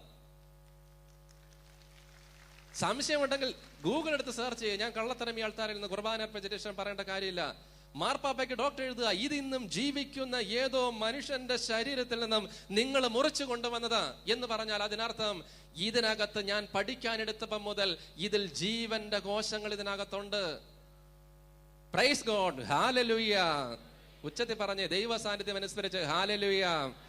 ഇതിനകത്തിരിക്കുന്ന നിങ്ങൾ ഒരുപാട് ആളുകൾ നേഴ്സുമാരാ. നിങ്ങൾക്കറിയാം, ഒരു ശരീരത്തിന്റെ അവയവ ഭാഗം ശരീരഭാഗത്ത് നിന്ന് വേർപെട്ടു പോയാൽ 4-5 മണിക്കൂർ അല്ലെങ്കിൽ 7-8 മണിക്കൂർ ശരീരം ജീവനോടെ ഇരിക്കുകയുള്ളൂ. ഉദാഹരണം പറഞ്ഞാൽ കൈവെള്ളം മുറിഞ്ഞു പോയാൽ പ്ലാസ്റ്റിക് സർജറി ചേർത്ത് വെക്കാൻ പറ്റും. ഒരു 4-5 മണിക്കൂറിനുള്ളിൽ ഡോക്ടറുടെ അടുത്ത് എത്തിച്ചാൽ ചേർത്ത് വെക്കാൻ പറ്റും. എന്ന് പറഞ്ഞാൽ 4-5 മണിക്കൂറിനുള്ളിൽ ഒരു ശരീരത്തിന്റെ ജീവൻ മുഴുവനും നഷ്ടപ്പെട്ടാൽ 1200 വർഷം പഴക്കമുള്ള തിരുവോസ്തി എടുത്തിട്ട് ഡോക്ടർ ഇന്ന് വരെ അറിയാത്ത ഡോക്ടർ, പരിശുദ്ധ കുർബാനയാണെന്ന് അറിഞ്ഞിട്ടില്ലാത്ത ഡോക്ടർ പഠിച്ചു കഴിഞ്ഞിട്ട് മാർപ്പാപ്പയോട് പറയുക, നിങ്ങൾ കൊണ്ടുവന്നത് ഉണക്കിറച്ചിയല്ല എനിക്ക് തന്നത്, ഇതിന്നും ജീവിക്കുന്ന ഏതോ മനുഷ്യന്റെ ശരീരത്തിൽ നിന്നും നിങ്ങൾ മുറിച്ചെടുത്തതാ എന്ന് പറഞ്ഞാൽ ഈ മനുഷ്യന്റെ ഈ മാംസത്തിന്റെ ബാക്കി ഭാഗം മുഴുവനും ഏതോ മനുഷ്യനിലുണ്ട്. മക്കളെ, തിയോളജിക്കലായി സ്പിരിച്വൽ ഇന്റർപ്രിട്ടേഷൻ കൊടുക്കുക എന്ന് പറഞ്ഞാൽ യേശു ഇന്നും ജീവിക്കുന്നുണ്ട്. ഉറക്കെ പറഞ്ഞേ ഹല്ലേലൂയ. പോരെ മക്കളെ, പറഞ്ഞേ ഹല്ലേലൂയ. തമ്പുരാൻ ഇന്നും പരിശുദ്ധ കുർബാനയിൽ ജീവിക്കുന്നുണ്ട്. രണ്ടാമത്തെ റിപ്പോർട്ട് എഴുതി കൊടുത്തു. ഈ മാംസത്തിന്റെ കോശം എന്ന് പറയുന്നത് ശരീരത്തിന്റെ മറ്റു ഭാഗങ്ങളിൽ കാണുന്ന കോശം പോലെ അല്ല. ഇത് ഹൃദയത്തിന്റെ ഭാഗത്ത് കാണുന്ന കോശങ്ങളാണ്. ഹൃദയഭിത്തിയിലെ കോശങ്ങളുടെ പ്രത്യേകത ഉരുണ്ട ഗോളാകൃതിയുള്ള കോശങ്ങളാണ്. മറ്റു ശരീരഭാഗങ്ങളെല്ലാം നീളത്തിലുള്ള കോശങ്ങളാണ്. ഈ മാംസത്തിന്റെ കോശം എന്ന് പറയുന്നത് ഗോളാകൃതിയിലുള്ള കോശമാണ്. ആ കോശം ഹൃദയഭിത്തിയിൽ മാത്രമേ ഉള്ളൂ എന്ന് പറഞ്ഞാൽ ഒരു മനുഷ്യന്റെ ശരീരത്തിലെ ഏറ്റവും പ്രധാനപ്പെട്ട അവയവം അവന്റെ ഹൃദയമാ. യേശു എന്തു നൽകി നമ്മളെ സ്നേഹിച്ചു? ഹൃദയം നൽകി നമ്മളെ സ്നേഹിച്ചു. ഇതിൽ അപ്പുറത്തേക്ക് തെളിവെന്ത് വേണം? ഉറക്കെ പറഞ്ഞേ ഹല്ലേലൂയ. മൂന്നാമത്തേത്, ഈ ബ്ലഡ് ഗ്രൂപ്പ് എന്ന് പറയുന്നത്, ഈ കട്ട പിടിച്ച ബ്ലഡിന്റെ ഗ്രൂപ്പ് എന്ന് പറയുന്നത് AB പോസിറ്റീവ് ഗ്രൂപ്പാണ്. AB പോസിറ്റീവ് ഗ്രൂപ്പ് തന്നെയാണ് ഇറ്റലിയിലെ ടൂറിനിലെ കച്ചയിൽ സൂക്ഷിച്ചിരിക്കുന്ന തിരുരക്തവും AB പോസിറ്റീവ് ഗ്രൂപ്പാണ്. ഇനി AB പോസിറ്റീവ് ഗ്രൂപ്പിന്റെ പ്രത്യേകത നമുക്കറിയാം. It is A universal. Is it donor or receiver? Universal donor or receiver? Donor എന്ന് പറഞ്ഞാൽ ആർക്കും സ്വീകരിക്കാൻ പറ്റുന്ന രക്തമാണ് യേശുവിന്റെ തിരുരക്തം. പ്രിയപ്പെട്ട മക്കളെ, ഇതാ പരിശുദ്ധ കുർബാന. ഇതാ നമ്മുടെ കയ്യിലേക്ക് 45 മിനിറ്റ് കഴിയുമ്പോ ഇങ്ങ് വരണത്. 45 മിനിറ്റ് ഇതിനകത്ത് നിന്ന് കഴിയുമ്പോ ഇതാ നമ്മുടെ നാവിലേക്ക് വരുന്നത്. നമ്മൾ ആരനുഭവിക്കുന്നുണ്ട് ഇത്? നമ്മൾ ആര് ഈ ഒരു ദൈവ സാന്നിധ്യം അനുഭവിക്കുന്നുണ്ട്? അതുകൊണ്ട് മക്കളെ, അതാ ഞാൻ ആദ്യമേ ക്ലാസിന്റെ ആരംഭത്തിൽ പറഞ്ഞത്, കൊതിയോടെ കുർബാനയിൽ പങ്കെടുക്കാം. കൊതിയോടെ കുർബാന കണ്ടു തീർത്ത കുർബാനകളെ ഓർത്ത് സങ്കടപ്പെടാൻ പോകും നമ്മൾ. ഞാൻ പറയും, കണ്ടു തീർത്ത കുർബാനകളെ ഓർത്ത് നമ്മൾ സങ്കടപ്പെടും. കാണാനിരിക്കുന്ന കുർബാനകളെ ഓർത്ത്, പങ്കെടുക്കാനിരിക്കുന്ന കുർബാനകളെ ഓർത്ത് ദൈവത്തെ നമുക്ക് മഹത്വപ്പെടുത്താം. വലതുകരം തമ്പുരാന്റെ പക്കലേക്ക് ഉയർത്തുന്നത് പോലെ ഉയർത്തിപ്പിടിച്ച്, കർത്താവേ, നീ ഇന്നും പരിശുദ്ധ കുർബാനയിലൂടെ ജീവിക്കുന്നുണ്ടല്ലോ, നീ ഇന്നും പരിശുദ്ധ കുർബാനയിലൂടെ ജീവിക്കുന്നുണ്ട്. ആ ജീവിക്കുന്ന ദൈവത്തിന്റെ വലിയ സാന്നിധ്യം മനസ്സിലോർത്ത് വലതുകരം നന്നായിട്ട് ഉയർത്തിപ്പിടിച്ച് വലിയ ശക്തിയോടെ എല്ലാവരും ചേർന്ന് സ്വരം ഉയർത്തി കർത്താവിനെ സ്തുതിക്കട്ടെ. ഹല്ലേലൂയ, ഹല്ലേലൂയ. പ്രാർത്ഥിക്കുന്ന മക്കളെ, ജീവിക്കുന്ന ദൈവത്തിന്റെ മുമ്പിലാണ് നമ്മൾ ആരാധിക്കുന്നത്. ഈ ജീവിക്കുന്ന ദൈവത്തിന് മുമ്പിൽ സൗഖ്യം പ്രാപിക്കുന്നത് തിരുവോസ്തി എടുത്ത് വെച്ച് പരിശുദ്ധ കുർബാനയുടെ ആരാധന നടക്കുമ്പോ കർത്താവേ, ഗോതമ്പത്തോടല്ല പ്രാർത്ഥിക്കുന്നത്, എന്നും ജീവിക്കുന്ന എന്റെ ദൈവത്തോടാ പ്രാർത്ഥിക്കുന്നത്. സ്വരം ഉയരട്ടെ. ഹല്ലേലൂയ, ഹല്ലേലൂയ, ഹല്ലേലൂയ, ഹല്ലേലൂയ, ഹല്ലേലൂയ, ഹല്ലേലൂയ, ഹല്ലേലൂയ, ഹല്ലേലൂയ, ഹല്ലേലൂയ, ഹല്ലേലൂയ, ഹല്ലേലൂയ, ഹല്ലേലൂയ, ഹല്ലേലൂയ, ഹല്ലേലൂയ. യേശുവേ നന്ദി. ദൈവം പാടിക്കേ. ഓ ദിവ്യമാ സ്നേഹമേ, ഓ ദിവ്യകാരുണ്യമേ. ഒന്ന് എഴുന്നേറ്റേ എല്ലാവരും. ഓ ദിവ്യമാ സ്നേഹമേ, ഓ ദിവ്യമാം സ്നേഹമേ, ഓ ദിവ്യകാരുണ്യമേ, ഓ ദിവ്യകാരുണ്യമേ. പാടാം. തിരുവത്താഴമേശയിലെ സമ്മാനമേ, തിരുവത്താഴമേശയിലെ സമ്മാനമേ, ഓ ദിവ്യമാം സ്നേഹമേ, ഓ ദിവ്യകാരുണ്യമേ, ഓ ദിവ്യമാം സ്നേഹമേ, ദിവ്യകാരുണ്യമേ, ഓ ദിവ്യകാരുണ്യമേ. ആരാധന പാടാം മാലാഖമാരൊപ്പം ജീവന്റെ തിരുഭോജ്യമേ. മനസ്സ് തുറന്ന് ആരാധിക്കട്ടെ. ആരാധന പാടാം മാലാഖമാരൊപ്പം ജീവന്റെ തിരുഭോജ്യമേ. നെഞ്ചോട് ചേർത്തോ ദിവ്യ സ്നേഹമേ, ഓ ദിവ്യമാം സ്നേഹമേ. സ്നേഹത്തോടെ വിളിച്ചേ, ഓ ദിവ്യ കാരുണ്യമേ, ദിവ്യകാരുണ്യമേ, എന്റെ സ്നേഹമായ സ്നേഹം, കരുണയുള്ള സ്നേഹം, ഞാൻ എത്രമാത്രം പ്രാവശ്യം മറന്നാലും എന്നെ മറക്കാത്ത സ്നേഹം, ഞാൻ കൈകൾ നീട്ടുമ്പോൾ എൻ്റെ കൈകളിലേക്ക് എഴുന്നള്ളി വരുന്ന സ്നേഹം. ഓ ദൈവമേ, എൻ്റെ സ്നേഹമേ, അങ്ങേ ഞാൻ ആരാധിച്ച് മഹത്വപ്പെടുത്തുന്നു. ചേർന്ന് പാടി പ്രാർത്ഥിക്കാം. എന്നുമെന്നും കൂടെ അപ്പമായി തീർന്നവനെ, അപ്പമായി തീർന്നവനെ, സ്നേഹത്തോടെ പാടിക്കേ. എന്നുമെന്നും കൂടെ അപ്പമായി തീർന്നവനെ, ഉള്ളിൽ തട്ടി എന്റെ സ്നേഹിതനാകുന്ന സ്നേഹമേ, ആരാധന ആരാധന നിനക്കാരാധന, സ്നേഹിതനെ, എന്റെ സ്നേഹിതനാകുന്ന സ്നേഹമേ, ആരാധന നിനക്കാരാധന. ഓ ദിവ്യമാം സ്നേഹമേ, ഓ ദിവ്യ കാരുണ്യമേ, ഓ ദിവ്യകാരുണ്യമേ, വിളിച്ചേ. ഓ ദിവ്യമാം സ്നേഹമേ, ഓ ദിവ്യമാം സ്നേഹമേ, ഓ ദിവ്യ കാരുണ്യമേ, ഓ ദിവ്യകാരുണ്യമേ. കുറച്ചുകൂടെ സ്നേഹത്തോടെ ആരാധന പഠിക്കുക. ആരാധന ആരാധന പാട മാലാഖമാരൊപ്പം ജീവന്റെ തിരുഭോജ്യമേ, ആരാധന ആരാധന പാട മാലാഖമാരൊപ്പം ജീവന്റെ തിരുഭോജ്യമേ, ആത്മാവിൻ അൾത്താര തന്നിൽ നിന്നെ ഞാൻ ആരാധിക്കാം. ജീവനോടെ പാടിക്കേ. ആത്മാവിൻ അൾത്താര തന്നിൽ നിന്നെ ഞാൻ ആരാധിക്കാം. എന്റെ ജീവനായി തീരുന്ന സ്നേഹമേ,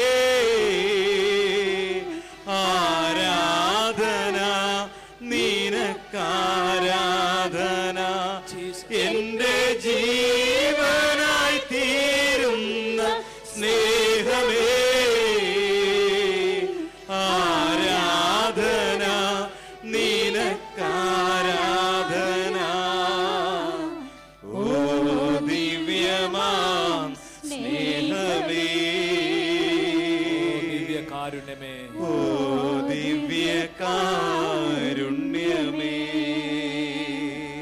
ആരാധന യേശുവേ. ആരാധന പാട മാലാഖമാരൊപ്പം ജീവന്റെ തിരുഭോജ്യമേ, ആരാധന പാടാം മാലാഖമാരൊപ്പം ജീവന്റെ തിരുഭോജ്യമേ. പരിശുദ്ധ പരമദിവ്യ കാരുണ്യത്തിന് നേരവും ആരാധനയും സ്തുതിയും പുകഴ്ചയും ഉണ്ടായിരിക്കട്ടെ. പരിശുദ്ധ പരമദിവ്യ കാരുണ്യത്തിന് നേരവും ആരാധനയും സ്തുതിയും പുകഴ്ചയും ഉണ്ടായിരിക്കട്ടെ. പരിശുദ്ധ പരമദിവ്യ കാരുണ്യത്തിന് നേരവും ആരാധനയും സ്തുതിയും പുകഴ്ചയും ഉണ്ടായിരിക്കട്ടെ.